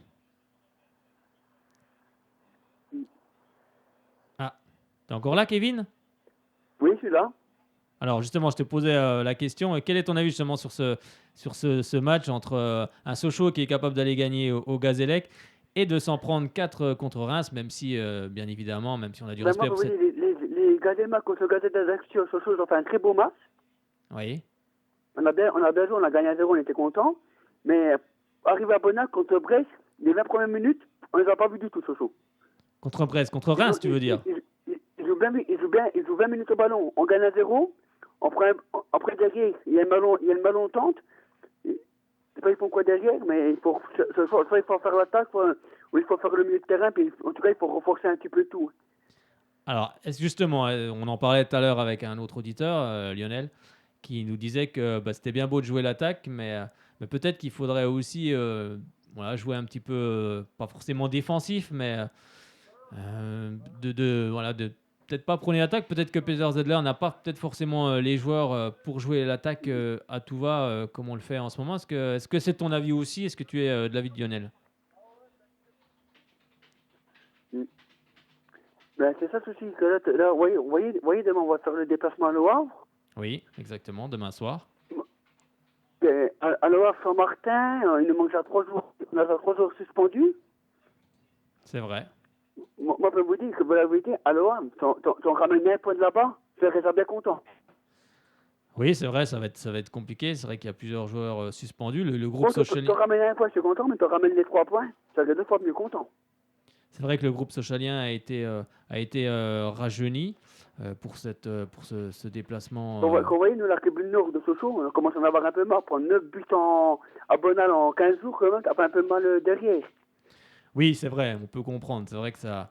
On prend 5 contre Châteauroux, on prend 4 contre Brest, c'est... Contre Reims, c'était pas Brest, c'était Reims. Oui, Reims. Après, j'espère qu'on n'en prendra pas 4 non plus contre Brest, mais... C'est ça qui me fait peur, c'est Sochaux. Encore, tu perds contre Reims. Reims est une équipe qui va viser le haut tableau, mais en prendre 5 contre Châteauroux, déjà, ça passe mal. Et là, tu mènes au score 1-0 et t'en prends 4 derrière. Là, c'est pas normal, parce qu'à 1-0, on doit tenir le match. On doit tout faire pour les mettre ce deuxième but. Comme on dit, nous, quand on gagne 1-0, tant que l'arbitre n'a pas sifflé la fin du match, le match il n'est pas gagné. Exactement, le match n'est pas gagné. Et même quand l'arbitre n'a pas sifflé, il faut continuer de jouer. Et c'est souvent un petit peu Maintenant, quand tu gagnes 1-0, tu dois aller forcer pour aller mettre le deuxième. Au moins ça, pour te mettre à l'abri. Ah oui, exactement. Et se livrer, aller de l'avant, c'est bien. C'est une philosophie qui me plaît moi aussi. Et puis bien défendre que ce jour il est marqué, quand ils gagnent 1-0, ils jouent toujours en arrière. Ils ont tellement peur de se faire prendre en compte qu'ils jouent qu'en arrière. Alors, devant, alors, on avait un arrêt contre Reims, je veux dire. Oui. Voilà, on peut quoi? On peut punir. Bah oui, c'est ça. Alors justement, est-ce que tu penses que, par exemple, bon, on sait qu'il y a des problèmes défensifs, mais côté attaque, est-ce que tu penses que sur ce match, l'attaque sochalienne a pesé sur cette rencontre? Est-ce que toi, tu aurais mis, comme je disais tout à l'heure, peut-être Faneva Andreatsima en titulaire et peut-être avec Kalulu qui lui tourne. Un match comme ça, il faut le mettre en 4-2. Oui, tu penses qu'Andreatsima, il faudrait le mettre d'entrée, titulaire? Moi, je peux vous dire, moi devant la remet Aurélien Sylvain, avec Martin en récupération de ballon derrière. Au moins, on aurait peut-être, au moins avec lui, c'est sûr qu'on aurait peut-être gagné le match, peut-être pas, mais un joueur comme lui, qui ne peut pas rentrer en jeu dans un match comme ça, c'est le mettre titulaire directement. Oui, c'est sûr, c'est un avis. Après, il y a plein de compositions d'équipe possibles. Plus un joueur comme lui, Aurélien Sylvain, c'est un très bon joueur. Oui, c'est vrai. Après, moi, j'espère que demain, j'espère qu'il va marquer. Bon, que ça, que ce soit gagne demain. Mais aller gagner à Le Havre, ça serait beau. Mais sans Martin, ça va être très, très compliqué. Alors, justement, on va donner le groupe, pendant que tu es avec nous au téléphone. On va donner le groupe que Peter Zedler va emmener demain du côté du Havre, avec dans les buts Maxence Prévost et Ziggy. Ensuite, en défense, il a rappelé Patrick Cap, qui arrive dans le groupe socialien. On a toujours Jean Ruiz, Michael Alphonse et Florent Augier. On a aussi également Zakaria Berdic. On a Pierre Gibaud également qui revient dans ce groupe socialien avec Jason Pendant également. On a Jean Dofoux, on a Sofiane Dam. On a Moussa Sao également qui revient. On a Marc Ritzel, l'Allemand, qui arrive aussi également au milieu de terrain. Et en attaque, côté attaque, on a Johan Tousgar. On a également Kalulu. On a Faneva Andreatsima. On a Thomas Robinet, on a Axel Bakayoko et on a également Brian Lam. Donc un groupe très rajeuni. Voilà. Quel est ton avis sur ce groupe? La défense, encore ça va. Elle est bien, on va dire que c'est une bonne défense. D'accord. Avec Michael Alphonse, Alphonse, c'est lui qui me fait peur, c'est lui qui me fait le plus peur derrière. Michael Alphonse? Ouais, c'est lui qui me fait Alors, plus pour quelle peur. raison? Il a marqué un but contre son camp. Pour quelle raison il te fait peur derrière? Que le ballon dans le pied, c'est ça qui me fait peur le plus. J'ai peur qu'il le perd trop vite. Il le garde trop assez dans ses pieds. Il ne la donne pas assez vite. Alors, est-ce que c'est parce qu'il se projette très vite, il se projette vite vers l'avant et tu as peur qu'il perde le ballon donc devant? Ouais, il va aller tellement vite devant qu'il a tellement peur qu'il perd le ballon vitement puis qu'on prend sur un but con. Sur un contre qui ne puisse plus revenir. Voilà, sur un contre qu'on ne peut plus revenir derrière puis que au moins que moi de mon côté que Prévost demain qu'il soit dans son match, c'est tout. Qu'il fait un gros match. Alors Maxence a fait déjà un gros match contre Reims, il était présent. Hein. Il était présent. Ce soir, il était présent. Il a fait comme 2-3 parettes qu'il fallait faire. Il les a fait. Oui. Après, il y a des choses qui sont... on ne doit pas faire des erreurs. Je comprends parce qu'il ne peut rien faire, le petit coco. Il ne peut rien faire, c'est pas sa faute. Hein. Déjà qu'on prenne ce deuxième but à la 46e minute de jeu, 1 minute après être rentré sur le terrain, là, c'est un problème, à mon avis, de... Enfin, moi, je m'avance peut-être, hein, mais je pense que c'est quand même un problème de... Perdre un ballon comme ça pour un engagement, puis l'autre il part sur la pique qui marque, sur le 46e, ça fait mal un peu derrière.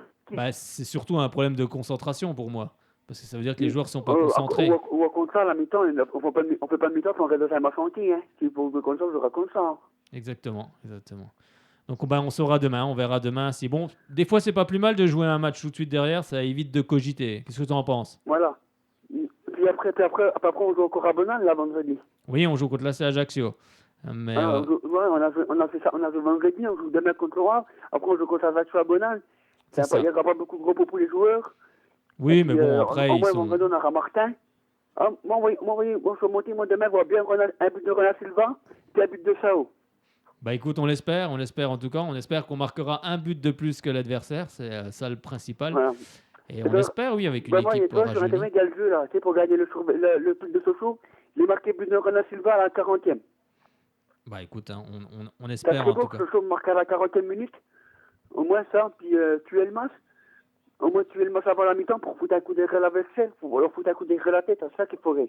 Ah oui, c'est sûr que marquer à 5 minutes de la mi-temps, oui, ça met toujours un petit coup. Exemple, on marque à la 43e, 44e, la vaisselle prend un coup.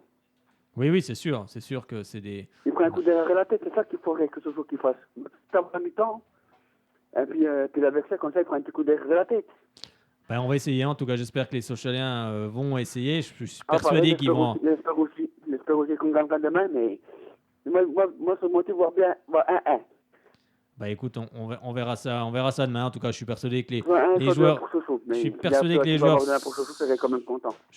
que les joueurs sochaliens vont tout faire pour remporter cette victoire. Ça effacerait peut-être pas le 4-2 contre Reims, mais en tout cas, on récupérera 3 points quand même bêtement perdus face à cette équipe rémoise. Et puis enchaîner ensuite vendredi. Mais bon, on va déjà se projeter sur le match au Havre, parce que ça sera pas facile. On gagne pas souvent du côté du Havre non plus. Donc, on espère une victoire sochalienne. Eh bien, merci Kevin, merci de ton appel, c'est sympa. Et puis, on se dit une prochaine. À une prochaine. Et on espère une victoire sochalienne demain. On espère une victoire sochalienne demain du côté du Stade Océane. Merci Kevin, bonne journée. Merci Kevin, bonne soirée, à bientôt. Eh bien oui, c'était Kevin qui nous disait aussi qu'il était aussi en colère face à cette équipe sochalienne. Avec ce match 4-2, cette défaite du côté du stade Bonal face à Reims. On va écouter justement Peter Zedler qui lui a fait une longue conférence de presse parce qu'il était forcément agacé par ce résultat, agacé aussi du carton jaune pris par Meïté. En fait, il était en forme tout simplement et il le dit lui-même. Oui, bien sûr.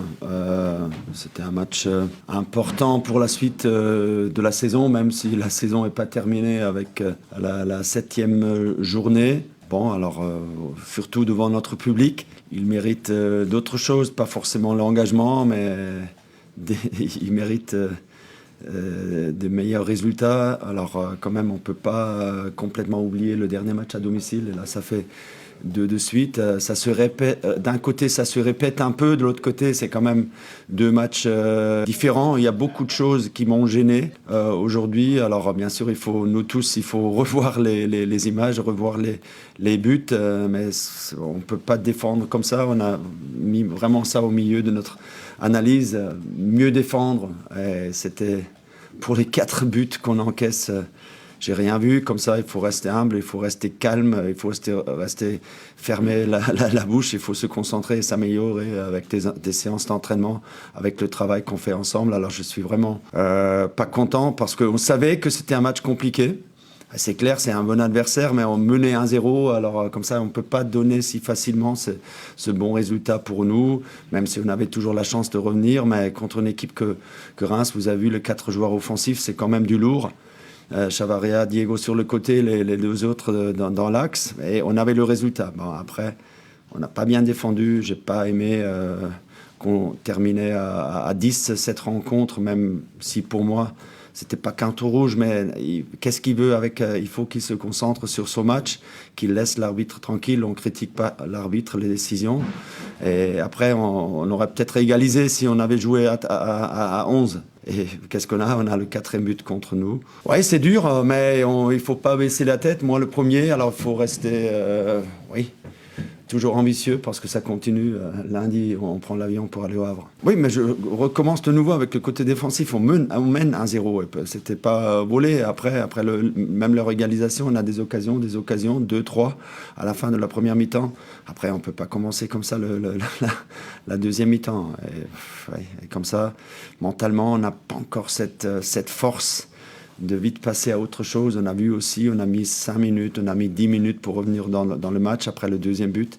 Et ça aussi, on doit améliorer le côté mental. On n'est pas encore là. Bon, alors je ne veux pas parler de la jeunesse. On veut les jeunes, on a de très très bons jeunes, mais il faut qu'on apprenne vite. Non, je ne veux pas parler de ça, mais je sais qu'on a fait trop d'erreurs. Ça m'a pas plu, mais alors je sais que j'ai des joueurs qui vont apprendre et qui vont travailler avec moi, le staff et moi. Et c'est nécessaire pour fournir de meilleurs résultats ici devant notre public. C'est ça qui me gêne. exactement ça. Alors je prendrais pour moi si on avait pris trop de risques, mais ça on n'était pas concentré, on n'était pas là défensivement surtout. Et après ça paye contre une bonne équipe. Alors il faut pas l'oublier, contre une très bonne équipe, surtout offensivement que Reims. Alors ça c'est clair. Comme ça, c'est pas une question de nos principes, de notre façon de jouer. Non, mais quand même. À la fin, on a 4 buts. On est déjà au podium pour le but encaissé en Ligue 2. Ça, je déteste. Oui, bon, Gazlec, on ne peut pas comparer Gazlec avec Reims. Alors, Reims, c'est quand même notre qualité mais notre ambition, c'est rivaliser avec ces équipes qui sont devant nous. Et c'est pas encore trop tard. On a le temps, on a beaucoup de temps. C'est la 7e journée. Et on a déjà la possibilité, pas après-demain, mais dans 3 jours. Non, mais vous connaissez le foot. Oui. Alors, qu'est-ce que vous feriez, vous? Oui, alors déjà, vous avez raison, on n'a pas beaucoup de séances, c'est vrai. Comme ça, c'est plutôt l'entraînement en théorie, l'entraînement avec la vidéo. Et ça, on va faire. Là, déjà, on va regarder avec mon staff ce soir les images. On va les montrer demain soir. On va les utiliser pour mieux faire. Mais ça, on a déjà vu ça, que ça peut aider. On a des joueurs qui sont réceptifs, qui sont attentifs, qui s'améliorent avec ça. Mais question complexe, je ne sais pas encore là. Il faut vraiment d'abord analyser, il faut voir c'est quoi avec Maïté. On a aussi de suspendus. Il faut voir, mais on a encore le temps pour bien analyser, pour bien préparer le match contre le Havre. Mais comme ça me gêne. Alors ça, c'est notre métier. C'est le résultat qui compte. On est trop romantique. Alors ça, c'est non. Ça, c'est quand on joue avec des amis là un dimanche matin, ça va. C'est le résultat qui est pas intéressant, mais pas avec nous. Que c'est comme ça me gêne, mais énormément. Oui, j'ai pas d'explication pour ça. Ouais, tout est psychologique, tout est mental. Alors ce que je demande, ce que j'ai déjà demandé dans le vestiaire, c'est vraiment ce côté on se calme, on reste tranquille, on parle pas trop, on reste humble. Humilité, c'est tout le monde emploie ce terme-là, mais je sais de quoi je parle, je veux ça. Maintenant, parlez pas trop, concentrez-vous sur votre travail, sur ce que vous faites avec vos collègues, et ça s'améliore automatiquement. C'est ça que j'attends, mais très vite. Je suis l'enfant, là. Non, mais ça nous gêne tous. Ça nous gêne tous, le public, mon staff, les joueurs aussi, moi. Alors, alors ça y est, on a perdu. C'est pas encore la fin de la saison, soyez sûrs. Bah oui, soyez sûrs, c'est pas la fin de la saison. Peter Zedler a raison. Et bien maintenant, je vais vous raconter une belle histoire qu'on m'a relatée il n'y a pas longtemps. Ça se passe du côté de Badevel. Alors avant de monter la côte vers Beaucourt, pour ceux qui connaissent et qui sont de par là-bas, il y a un petit pont qui traverse un cours d'eau. Et sur ce pont, figurez-vous qu'à chaque match de Sochaux, à domicile ou à l'extérieur d'ailleurs, une dame en chaise roulante sort 3 drapeaux de Sochaux. Et chaque fois que Sochaux met un but, elle sort sur son fauteuil et sonne le clairon. Alors, c'est vrai, elle sonne le clairon. Donc, elle s'appelle Chantal. Donc, si elle nous reconnaît et qu'elle peut nous passer un coup de fil, un de ces 4, ça serait assez sympathique parce que c'est une belle histoire que François m'a envoyée, en tout cas. Donc, je trouvais ça elle pourrait mettre des coups de clairon un peu plus souvent, que ça forcerait peut-être Sochaux à marquer. C'est vrai. Ça marche dans l'autre sens, peut-être. Ouais, peut-être faire le clairon avant pour annoncer les buts. On espère. En tout cas, je trouvais cette histoire très sympa à vous raconter. Donc, merci à François et j'espère que Chantal nous appellera un de ces 4 ou même qu'on l'appellera. Ou les voisins de Chantal, peut-être qu'ils sont peut-être pas supporters de Sochaux, du coup. Peut-être. Mais je trouvais l'histoire très marrante. Donc merci à François et puis on essaiera de contacter cette fameuse Chantal. En tout cas, c'est très sympa de voir des supportrices aussi fidèles de leur club. Ouais.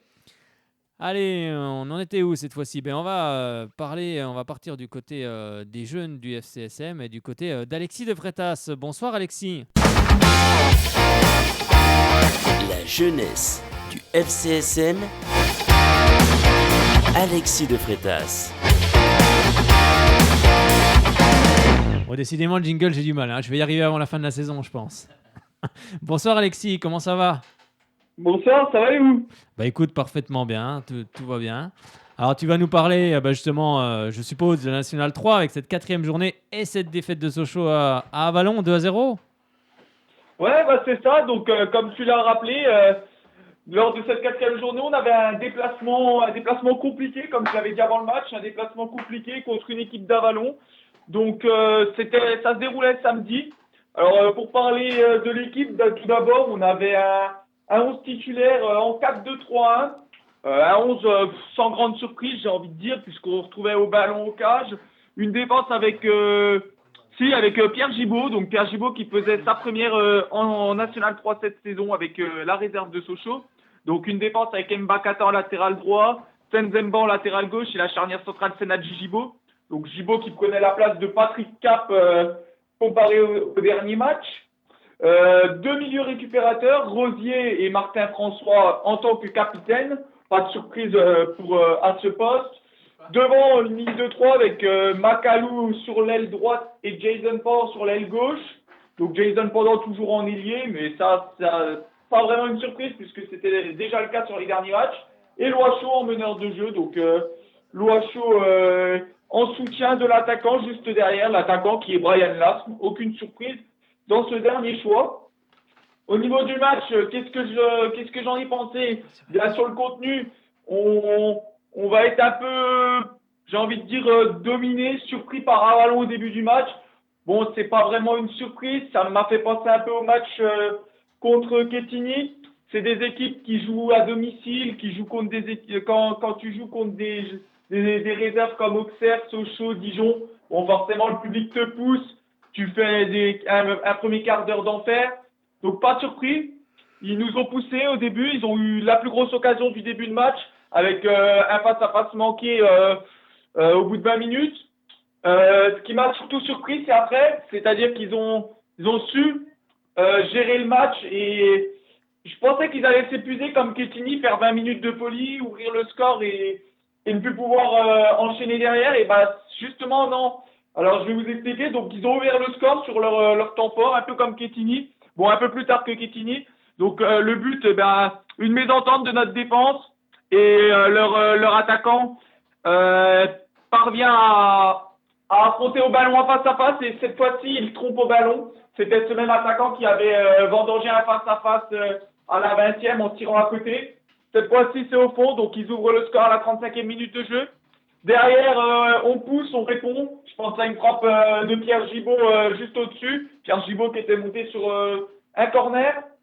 À la mi-temps, on est mené au score 1-0.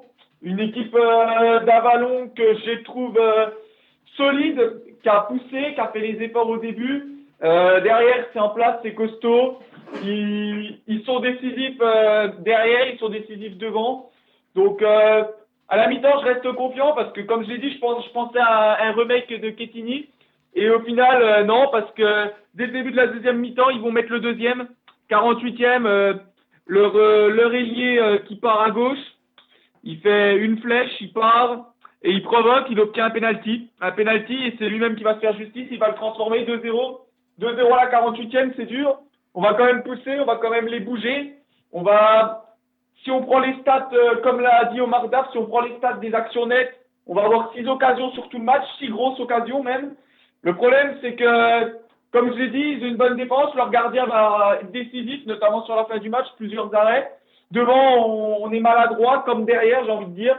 Sur ce match, on avait fait un bon début de saison, mais sur ce match, on finit pas et pourtant on a les occasions pour revenir de ces 2 buts. Derrière, les 2 buts, on les donne. C'est, comme a dit Omar Daf, c'est le constat, les 2 buts, on les donne. Le premier, c'est une mésentente de la défense. Le deuxième, c'est la penalty. On leur offre les 2 buts. Alors qu'on avait dominé le match, si on fait le comparatif des occasions, c'est dommage, mais on n'arrivera pas à prendre au moins un point de ce déplacement à Avalon qui, comme je l'avais dit, était piège, vraiment un déplacement piège. Et au final, on concède notre première défaite de la saison. Donc au classement, on est 3e avec 9 points, donc 3 victoires et 1 défaite. Toujours plus 6 de différence de but, 10 buts pour contre 4 buts contre. Mais on se fait distancer par Dijon et Pontarlier de tête qui sont à 12 points et qui font un sans faute pour le moment. De tête, il me semble que c'est Dijon et Pontarlier. Donc voilà pour le match de National 3. Oui. Ah. On n'entend plus. Ah si, c'est bon, j'avais un petit problème. Donc je disais, pour résumer le match de National 3 qui avait lieu ce samedi, Dimanche, donc on avait les U19. Donc les U19 qui jouaient leur 5e journée contre le FC Monceau. Donc on recevait le FC Monceau. Un 11 titulaire en 4-4-2 avec l'héritier au cage, Nsakala, Kunz, Lacroix et le capitaine Romain derrière. Mjazi Ezepeki à la récup avec le Sueur, Warhol, D'Ambrosio et Lambolet devant. Sur ce match, qu'est-ce qu'on peut dire? Un bon début de match, pareil. C'est nous qui prenons le match en main. C'est logique, on est devant notre public. On est, selon moi, supérieur à Monceau. On les bouge. Et là, on tombe sur un fait de jeu avec Maxence Lacroix qui va se faire expulser avant la demi-heure de jeu, à la 28e de tête. Une expulsion pour moi très sévère, tout comme Eric Kelly. C'est une expulsion, un geste maladroit, involontaire, et le rouge me semble très dur. Ça, je suis réaliste, c'est pas que j'étais vraiment pour Sochaux.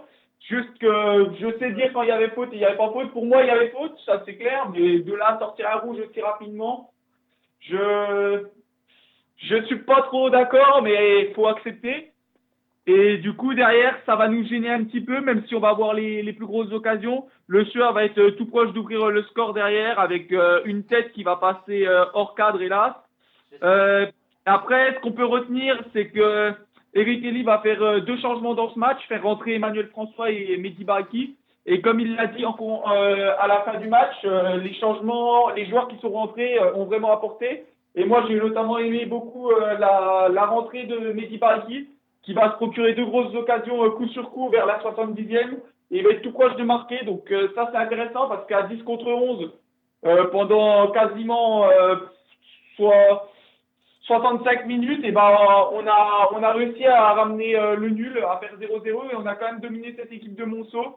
Hélas, on n'a pas pu faire la différence. C'était vraiment très dur à la fin, on était un peu fatigués. Mais l'équipe a vraiment été solidaire et les entrants ont vraiment apporté énormément. Donc ça, c'est ce qu'on peut retenir. Au niveau du classement, par contre, c'est vrai que ça nous aide pas, parce que du coup, on est 10e. 10e avec 5 points, une victoire, un nul et 2 défaites. Et une différence 2-0, 3 buts pour et 3 buts contre. Donc c'est vrai que à 11 contre 11, on aurait sans doute battu cette équipe de Monceau. Et là, on doit se contenter d'un nul, donc c'est rageant. Concernant le match des U17, qui se jouait également dimanche, eh bien, on avait un déplacement périlleux, puisqu'on allait à Strasbourg. Alors, un petit derby, entre guillemets, dans ce championnat U17, une belle affiche. Donc, un 11 en 4-3-3, avec Bonnemain au cash, Soumaré, Baki, Moubiala, qui était le capitaine, et Diane en défense. Devant, eh bien, on retrouvait Agoumé, Ndiaye, et après, les renforts offensifs, Antonio, Gerko Sambia, Pélissard et Jazougué. Qu'est-ce qu'on peut dire sur le match? Eh bien, une domination de Strasbourg sur les 20 premières minutes, qui va se conclure par un but. C'est toujours un peu les mêmes scénarios. C'est vrai que les équipes qui jouent devant le public aiment bien faire le jeu et se montrer rapidement dès le début du match, donc ça pousse. Souvent, le premier quart d'heure est vraiment bon et ça apporte un but. Donc là, nous, on est mené à 0 à la 20e. On va égaliser avant la mi-temps par Jezim Pélissard, qui va inscrire son 2e but. Donc, on égalise sur une mauvaise relance de la défense. C'est vrai que je les ai sentis perturbés, Strasbourg. Ils étaient pas sereins. On sentait que ça dégageait un peu en catastrophe. Ils n'étaient pas en confiance. Donc, on égalise. À la mi-temps, il y a 1-1. On va mettre le deuxième en deuxième mi-temps, donc à la 65e. Pareil, ça cafouille un peu du côté de Strasbourg. Et c'est Pélissard qui va mettre son doublé. Donc, servi par Soumaré, mais vraiment un gros travail. Pélissard, je l'ai trouvé très actif, très mobile. Il les a gênés aussi. Strasbourg était pas serein parce que il y avait aussi Jezim Pélissard qui les gênait beaucoup. C'est vrai que devant, on avait de la technique et de la vitesse. Je pense à Jazoug, Antonio. Je pense à même Gerko Sambia. C'est vrai que ça bougeait. Et c'est vrai que je les ai sentis pas très sereins, moi. Après, ce qui est regrettable, c'est qu'à la 80e, on mène toujours 2-1 et on va concéder l'égalisation sur un but qu'on aurait pu éviter, selon moi. Un but qu'on va encaisser à la 81e. C'est une petite erreur individuelle, je pense. Une erreur individuelle de la défense et ça pardonne pas. Strasbourg égalise, on est à 2-2. À 2-2, on relâche pas. on est proche de marquer le 3e dans le temps additionnel avec un face-à-face manqué. Je crois que c'était Kosambia qui s'était retrouvé seul devant le gardien de Strasbourg. On va pas réussir à concrétiser cette occasion. Pire, on va encaisser un contre et prendre un but sur ce contre, le contre de cette action, de ce face-à-face manqué. On va encaisser le 3e à la 93e. Alors c'est rageant, ça fait pas du bien. C'est vrai que c'est ce qu'a dit le coach. On aurait peut-être, on aurait même dû maîtriser mieux ce match. Surtout qu'on menait au score, on avait compté l'ouverture, on avait égalisé, on menait et c'est vrai qu'on prend 2 buts en 10 minutes. Donc ça, c'est vrai que ça, c'est dommage, surtout qu'on habite à 93e. On aurait mérité de ramener, je pense, au moins le match nul. Mais il faut faire avec. C'est vrai qu'on a un groupe très jeune, donc ils vont apprendre. C'est pas, ça va venir quoi. Mais du coup, c'est vrai que ça fait pas non plus nos affaires au classement puisqu'on est 11e avec 3 points. Une victoire et 3 défaites et une différence de buts négative avec moins 3, 5 buts pour contre 8 buts encaissés. Ouais, donc dis-moi... c'est vrai que c'est rageant aussi également. Allez, dis-moi que les U15 ont gagné, hein, parce que là toutes les équipes ont perdu là. Eh oui, tu l'as dit, les U15, eux jouaient leur 2e journée et ont gagné. Ils avaient enchaîné un premier succès, ils avaient gagné le premier match et là ils ont fait un carton même. Ils ont gagné 9-0 contre la SM Belfort. Ah oui, c'est un beau carton. Ouais, c'est clair. Donc, la SM Belfort, une équipe qu'on est toujours content de retrouver.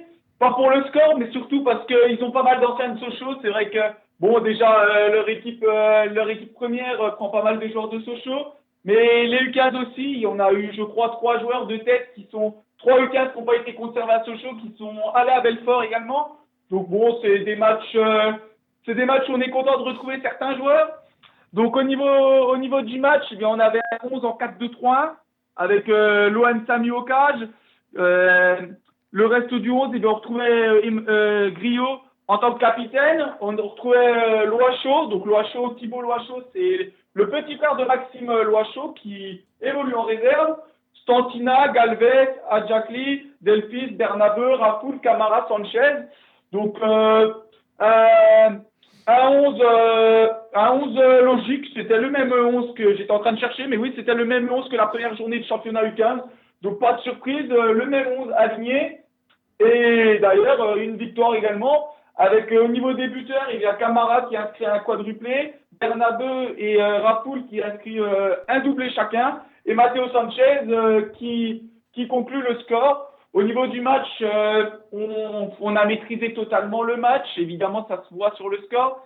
Ce qu'a dit le coach m'a semblé intéressant également. C'est vrai qu'il y a une progression, c'est ça qui est intéressant. On gagne les matchs, mais on progresse. Moi, le match a été totalement maîtrisé. Défensivement, on n'est pas inquiété. D'ailleurs, on a encore encaissé aucun but sur les 2 premiers matchs en championnat. On a la meilleure défense. On n'est pas inquiété. On est serein. On est bon techniquement, on est même au-dessus techniquement. C'est propre, ça dégage correctement, ça va vite, ça construit, ça joue, c'est vraiment beau à voir. Il y a un football très offensif. Et devant, on marque des buts. On en est déjà à 13 buts inscrits en 2 matchs. C'est agréable à voir dans la continuité de l'année dernière, où Pierre-Alain Froid avait déjà fait un excellent travail gagnant le championnat et la coupe. Là, c'est dans la continuité, un football très offensif, c'est beau, c'est complet et on est donc premier avec 6 points, donc 2 victoires et une différence de but de plus 13, comme je l'ai dit, 13 buts pour et 0 encaissés. Eh ben, donc, c'est très bien. Pas de souci.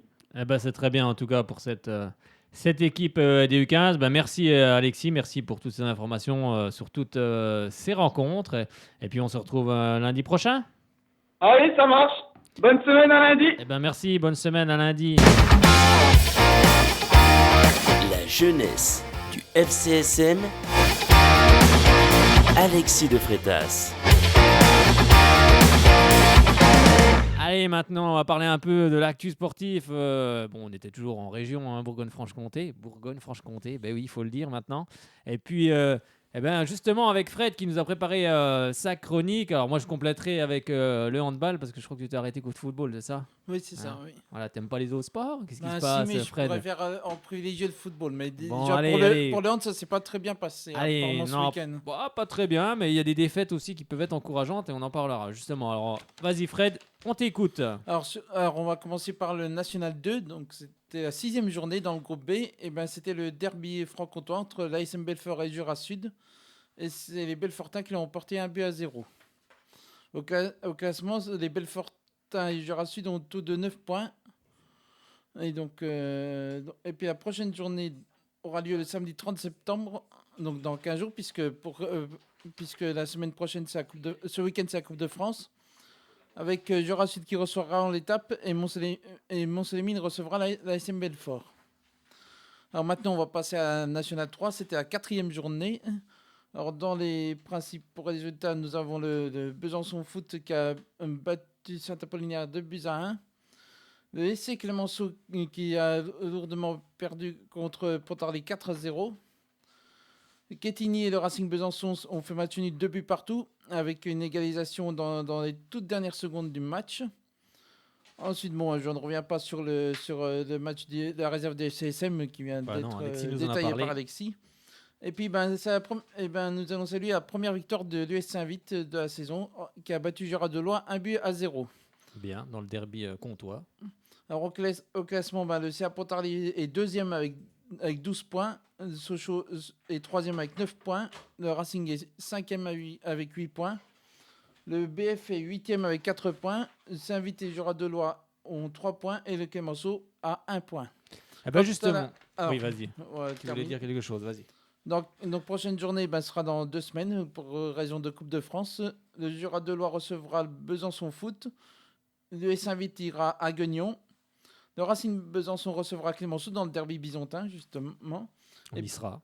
Oui. Et puis le CA Pontarlier recevra Avalon, tandis que la réserve de SSM est exempte. Et ben voilà, c'était bien. Puis en Coupe de France, alors, où vont nos équipes franc-comtoises? Un petit topo? Je sais, pour les deux clubs bisontins, Besançon Foot, Clémenceau est éliminé. Oui, Clémenceau est éliminé. Le Besançon Foot va aller du côté d'Elle. Je crois que le Racing en 3e division de district, en plus. Je crois que le Racing Besançon va jouer du côté du FC Bar. Oui, le FC Bar qui joue en Régional 2 ou Régional 3, je ne sais plus. Voilà, en ce qui concerne les clubs de la capitale comtoise, en tous les cas. Eh bien, on va revenir sur Clémenceau. Oui, on va revenir sur le Clémenceau, car on y était ce week-end. On va écouter la réaction de Jean-Marc Trinita, l'entraîneur du Clémenceau. Et ensuite, on vous passera justement Samuel Vieille, le joueur du CA Pontarlier. On est avec Jean-Marc Trinita, l'entraîneur du SC Clémenceau. Bonsoir. Alors, après la défaite face au CA Pontarlier 4-0, un score sévère au vu de cette rencontre. Quelle est votre analyse sur ce match ? Bon, on sait qu'on ne joue pas dans le même championnat que le CA Pontarlier. Évidemment, c'est un gros morceau. Nous, on ne va pas revenir sur les conditions de notre accession en N3 et puis surtout aussi notre préparation. Hein. Vu ce qui s'est passé, on a eu du mal à recruter. On est en retard de 3 mois par rapport à toutes les autres équipes.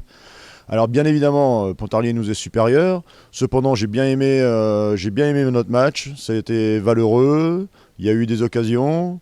Pour moi, le premier, je verrai à la vidéo, mais pour moi, le premier but est hors jeu. Mais ça n'aurait rien changé à l'issue du match, je pense. Mais ça fait rien. C'est un but qui nous fait mal. Après, on a eu une situation pour revenir à 1-0. Maintenant, ce que j'espère, c'est que mes joueurs se désunissent pas. Et puis, on sait que nous, notre championnat, il va se jouer contre Saint-Apollinaire, contre Avalon, contre Quetigny, contre Saint-Vite, Dole. Voilà. On a un championnat. Il y aura 2 championnats dans un. Mais maintenant aussi, nous, on s'appelle Sporting Club Clémenceau Besançon. Et à ce titre, je suis quand même passablement énervé, pour ne pas dire outré et écœuré, de voir comment on est soutenu. On n'est pas loin de la honte. Donc ça fait rien, on va continuer à porter les couleurs de Besançon. Mais c'est vrai que ça me fait mal au ventre quand même. Oui, c'est vrai que ça a été compliqué. Quel était votre discours à 1-0 sur cette rencontre, car rien n'était fait?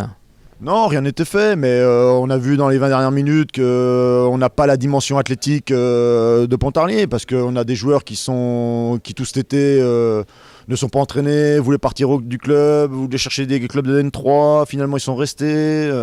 Au début du championnat, au début de la reprise, à 3 semaines de la reprise, on était 8 à l'entraînement. Donc voilà, on sait qu'on on a un retard certain à l'allumage. Après, je reste... après, ça va jouer serré parce que quand on accumule les défaites, on ne sait jamais comment un groupe peut réagir. Ça, c'est une dimension qu'il va falloir appréhender. Mais les garçons ont l'intention de se battre et surtout leur motivation, c'est de bien montrer aussi à certaines personnes qui soi-disant nous soutiennent, eh bien, montrer qu'on a notre place dans ce championnat. En plus, comme je disais, il ne faut pas oublier, certaines personnes, que ce championnat, normalement, s'il y a des descentes, s'il n'y a pas une refonte de championnat, il n'y aurait qu'un club de Besançon en National 3, ça serait le Clémenceau, puisque le RB devait descendre et le BFC devait descendre. Donc voilà, à ce titre, je ne comprends pas autant de différences de traitement entre les trois clubs byzantins. Donc on veut nous éliminer. Donc les joueurs ont pris acte, à eux de réagir tout au long de la saison. Oui, surtout qu'on a vu des bonnes phases de jeu en tout cas dans cette rencontre. Oui, malgré tout ça, on a vu de très bonnes phases de jeu. On a vu, on a été plutôt cohérent dans ce qu'on avait décidé de faire. Après, c'est quand même un gros morceau. Hein. C'est une équipe qui frôle le N2 chaque année.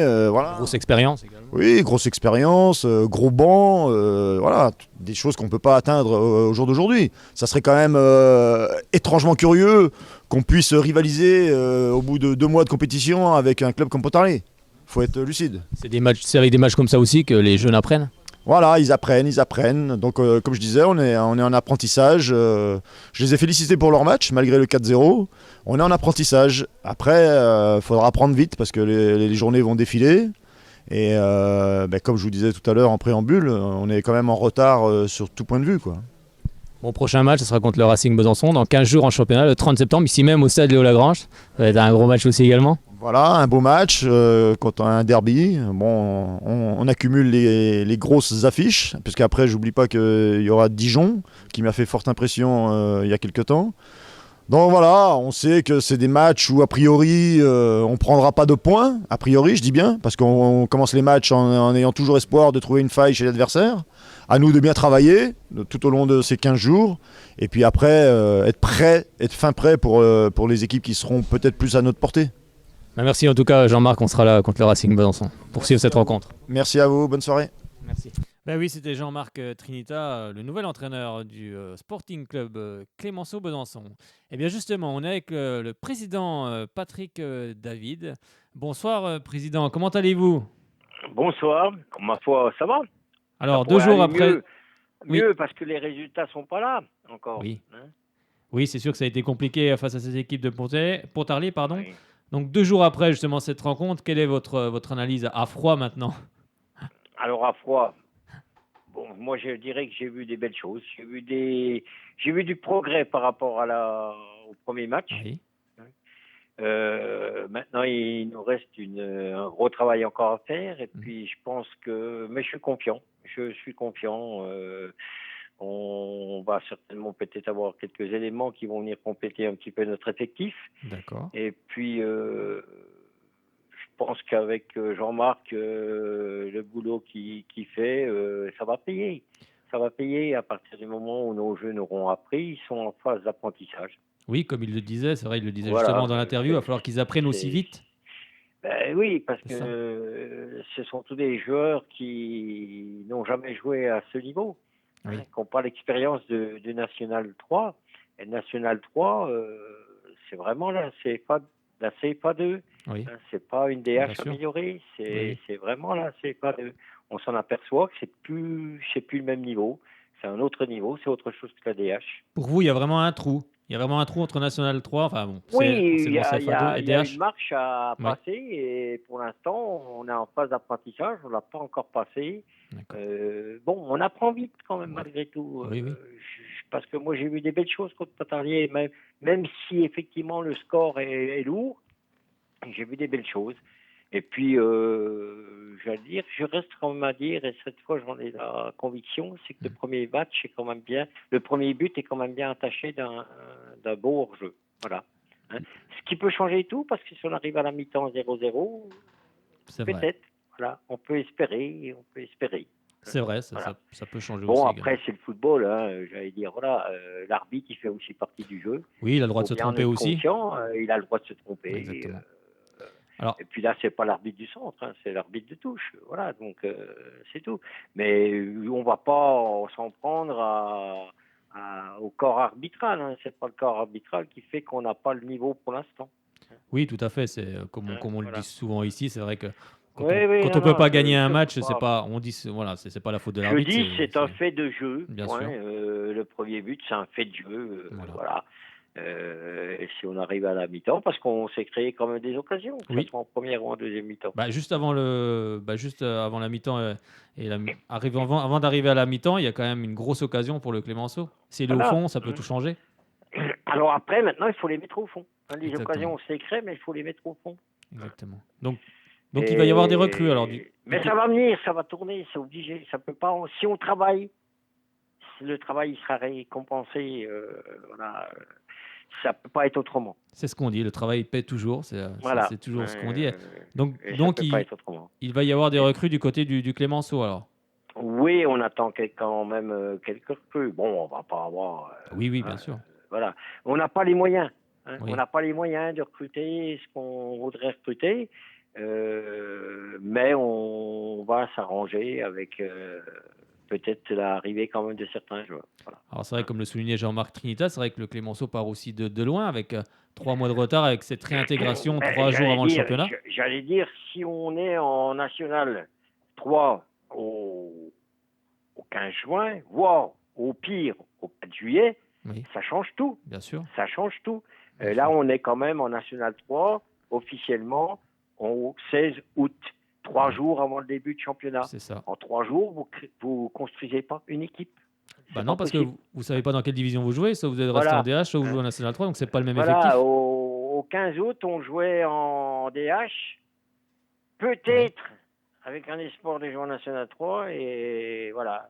On est en National 3 le 16 août au soir. 16 août au soir pour jouer le championnat à partir du 19. Donc voilà. Oui, donc ça perturbe, ça nous bouffe 2 mois.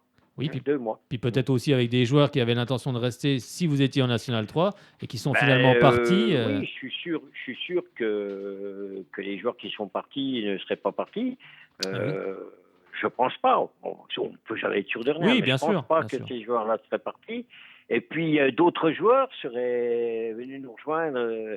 Ça serait été facile de recruter même des joueurs peut-être qui jouent en DH, avec l'espoir de pouvoir venir des joueurs de la région, avec l'espoir de pouvoir jouer peut-être en National 3, parce que je pense que dans la région, il y a des joueurs qui jouent au jour actuel en DH, qui ont des espoirs et des talents pour pouvoir venir jouer en National 3. Oui, c'est certain.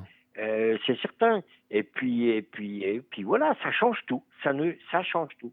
J'allais dire qu'on a notre début de saison qui est complètement foutu par terre par rapport à cela. Hein. Et puis on n'avait pas le droit de ne pas se battre pour monter comme un National 3, puisque les joueurs l'avaient gagné, cette montée. Les joueurs l'ont gagné sur le terrain, donc c'était normal. Voilà, donc on n'avait pas le droit de ne pas se battre pour eux, pour qu'ils aient l'espoir de pouvoir faire une saison en National 3.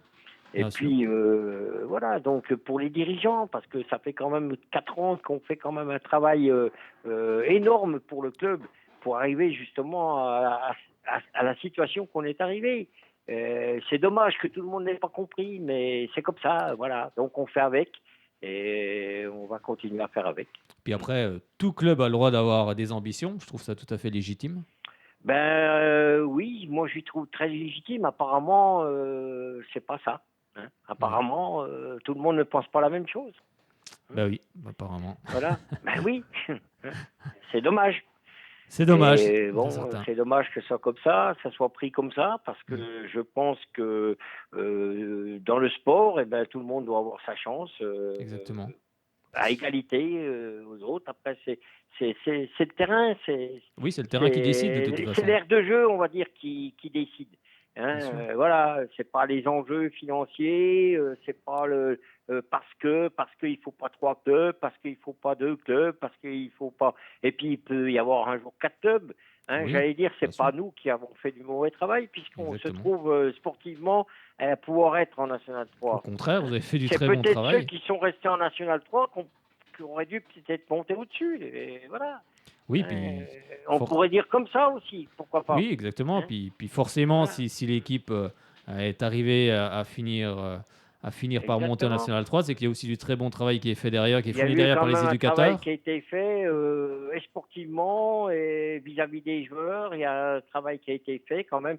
Et il faut quand même pas oublier que c'est quand même tous des joueurs qui sont issus quand même ou du club ou qui sont passés à un moment donné dans le club ou des joueurs qui jouaient dans les clubs aux alentours. C'est pas des mercenaires du football avec qui on dit on a fait une équipe DH pour monter en National 3. Non, c'est pas ça. Bah oui, C'est tout pas à ça. fait. C'est qu'il y a Hein. aussi le travail Voilà. derrière des éducateurs, de beaucoup de gens au club, Voilà. qui Hein. fait que tous ces jeunes arrivent Voilà. à ce niveau-là et puis ont aussi envie d'évoluer en National 3 parce que c'est important pour un jeune Exactement. joueur. Et puis j'allais dire, c'est quand même pas une tort que de dire, quand on est compétiteur dans l'âme, de dire on veut aller jouer au-dessus. C'est quand même pas une tort, c'est quand même naturel, j'allais dire. C'est logique. C'est logique. Voilà. Bon. Alors après, moi je comprends pas. Oui, effectivement, moi je comprends pas. Ça, très sincèrement, je ne comprends pas. Hein. Mais enfin, c'est comme ça. Voilà, c'est comme ça, comme Donc comme il vous faut dites. il faut qu'on fasse avec. Hein. Alors dans 15 jours, il y a aussi un match important hein, où vous allez retrouver votre ancien entraîneur Alexandre Pep qui lui sera du côté du Racing Besançon parce que Oui, ben ça, Clémenceau... j'allais dire, c'est la vie normale, ça. Oui, hein. tout à fait. Voilà. Ça va être Alexandre, un- qui est quelqu'un que j'ai beaucoup apprécié pendant les 3 années que nous avons travaillé ensemble, qui a fait du bon boulot, que j'ai beaucoup apprécié. Au jour actuel, il est au Racing. Il est au Racing. Et sûr. je lui souhaite bonne chance pour son avenir. Hein. Voilà, c'est normal. Oui. Hein. Bon, il a une opportunité. Voilà. Bon, il a donné ce qu'il avait à donner, je pense, au Clémenceau. Très sincèrement, je le pense très sincèrement. Maintenant, c'est quelqu'un qui se bâtit une carrière. Donc, voilà, quand on veut se bâtir une carrière, on n'a pas de choix. Il faut faire des bons choix. Voilà. Pour l'instant, lui, son choix, c'était de Clémenceau. Il a amené ce qu'il a pu amener à Clémenceau. Clémenceau l'a rendu aussi. Hein, bien sûr. Il a eu un contrat d'entraîneur professionnel chez nous. Maintenant, il est parti au Racing. Mais ma foi, voilà. C'est la loi du football, comme on dit. C'est la loi du football, mais c'est la loi de la vie, ça. Exactement. On est tous à un moment donné comme ça. Exactement. Voilà, on a des choix à faire, il faut les faire. On fait les bons, on fait les moins bons. C'est l'avenir qui dira. Après, voilà, moi je lui souhaite bonne chance. Eh ben, Alors par contre, ce qui n'empêche pas, c'est qu'on fera tout pour contrecarrer son oui, jeu, bah, bien sûr, etc. bien sûr. Parce Après, que sur le terrain, il faudra qu'on gagne. Il faudra qu'on prenne des points. Voilà. que le meilleur gagne, c'est ça Voilà, mais la bon, finalité. après, voilà. Mais bon, c'est aussi, on est conscient aussi de l'adversaire, de ce qu'on aura comme adversaire. Ben, merci, Président, en tout cas, d'être intervenu ce soir. Ben, On écoutez, souhaite- c'est toujours avec plaisir. Hein. Ben, Plaisir, voilà. c'est nous qui vous remercions. On souhaite le meilleur pour le Sporting Club Clémenceau qu'on va encore suivre cette saison. Oui, bien, ben, bien évidemment. j'espère. Et puis, je pense que le Clémenceau, va continuer son bonhomme de chemin. Cette année, ce qui serait bien, c'est qu'on puisse pérenniser tout ça et puis terminer dans ceux qui resteront en National 3. Voilà. Eh ben, on l'espère en tout cas pour votre club, Président. Merci Eh ben, beaucoup. merci beaucoup. Bonne soirée à vous. Et Bonne puis, soirée à vous. Je et vous dis à vos très bientôt. auditeurs. Voilà. Je vous dis à très bientôt. Merci. Merci, c'était le président Patrick David. On a peut-être le temps d'écouter juste Samuel Vieille du SCA Pontarlier et puis je pense qu'on finira là-dessus. On va juste vous donner un petit rendez-vous de handball juste pour vous dire que le Grand Besançon de handball s'est incliné à Billières. C'était ce vendredi 21 à 18. Prochain match, ça sera contre Ponto Combo ce vendredi prochain. Il y a également le SBF qui s'est incliné à Metz 26 à 20 où les Byzantines ont fait un gros match. Mais finalement, Metz a été plus fort. Et il y aura un match ce samedi du côté du Palais des Sports. Ce sera face à l'équipe de Brest, une grosse équipe également. Et puis, on va écouter tout de suite Samuel Vieille du CA Pontarlier qui revenait justement sur le match où on parlait avec le président Sporting Club Clémenceau Pontarlier. Bon, on est avec Samuel Vieille, joueur du CA Pontarlier, après cette victoire 4-0 face au OSC Clémenceau. Bon, un match maîtrisé, beaucoup plus d'expérience du côté de Pontarlier. En tout cas, c'est la passe de 4 pour Pontarlier. Ouais, c'est pas mal. C'était l'objectif de confirmer un petit peu, pas tomber dans l'insuffisance. Parce que bon, on a bien démarré, on sent tout beau, tout roule, donc c'est agréable. Mais voilà, on respectait l'équipe de Clémenceau, on savait qu'ils allaient se battre quand même avec leurs armes, même si c'était un peu compliqué pour eux. Ils ont des qualités, ils méritaient leur montée en National 3 qui a été refusée une première partie. Donc on savait, la première fois qu'ils jouaient sur le Léo, donc on savait que ouais, ça allait être compliqué quand même. On a fait le match assez sérieux, même bien appliqué. Après, on gagnait 1-0, rien qu'à 1-0 à la mi-temps. Ils se procurent une occasion juste en début de deuxième mi-temps. Donc le danger, il était là. Je pense que c'était un vrai match de coupe pour eux.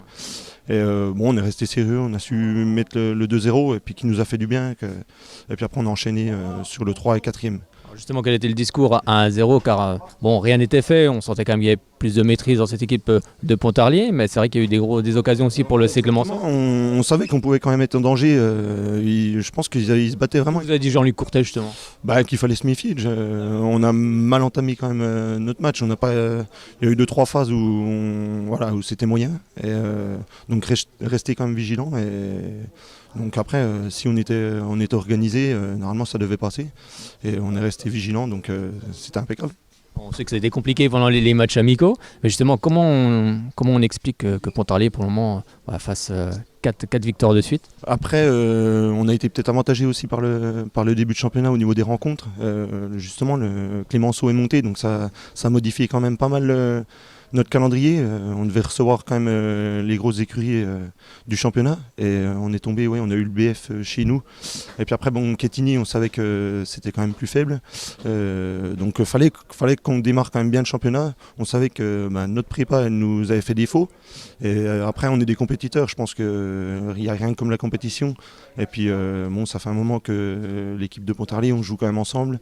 On se connaît bien assez. Donc, c'est vrai que pour nous, c'était pas spécialement le danger de louper nos matchs de préparation. Mais on a bien débuté en championnat. La victoire du BFC nous fait du bien. Donc après, c'est sûr que la confiance, une première victoire, et puis après tout s'enchaîne. Donc c'est quand même beaucoup plus agréable de bien débuter un championnat comme ça, prendre les points. Et puis voilà, c'est ça. Donc pourvu que ça continue. Alors, prochain match, c'est dans 15 jours contre l'équipe d'Avalon qui a battu la réserve de Sochaux aujourd'hui. Ça va être aussi compliqué. Ouais, c'est ça. Après, chez nous, on sait que c'est compliqué à venir nous chercher quand même à Pontarlier. On est quand même assez sérieux. Je pense que après, il faut respecter toutes les équipes. Il n'y a pas des grosses équipes et il n'y a pas des petites équipes. C'est un championnat. Si elles sont montées ou si elles sont dans ce groupe-là, c'est qu'elles le méritent. Donc après, il faut les prendre au sérieux et pourquoi pas enchaîner sur une 5e victoire qui nous ferait pas mal de bien. Et ça lancerait quand même pas mal la saison. Bon, on l'espère en tout cas pour Pontarlier. Bon match à vous et puis à bientôt. Merci. Eh bien voilà, c'était Samuel Vieille, le défenseur du CA Pontarlier. On va terminer sur cet entretien. On vous souhaite une bonne semaine. On espère que Chantal va jouer du clairon demain sur le pont du côté de Bas-de-Vel. Ça veut dire que Sochaux a mis beaucoup de buts. Donc on espère que le clairon ne va pas arrêter de sonner. Et puis ensuite, on se retrouvera lundi prochain pour de nouveaux matchs, de nouvelles choses. Bonsoir messieurs, bonsoir Thomas, bonsoir Fred. Salut Fred. Salut Fred, à lundi. Et puis à lundi, et puis surtout, allez Sochaux. Allez Sochaux.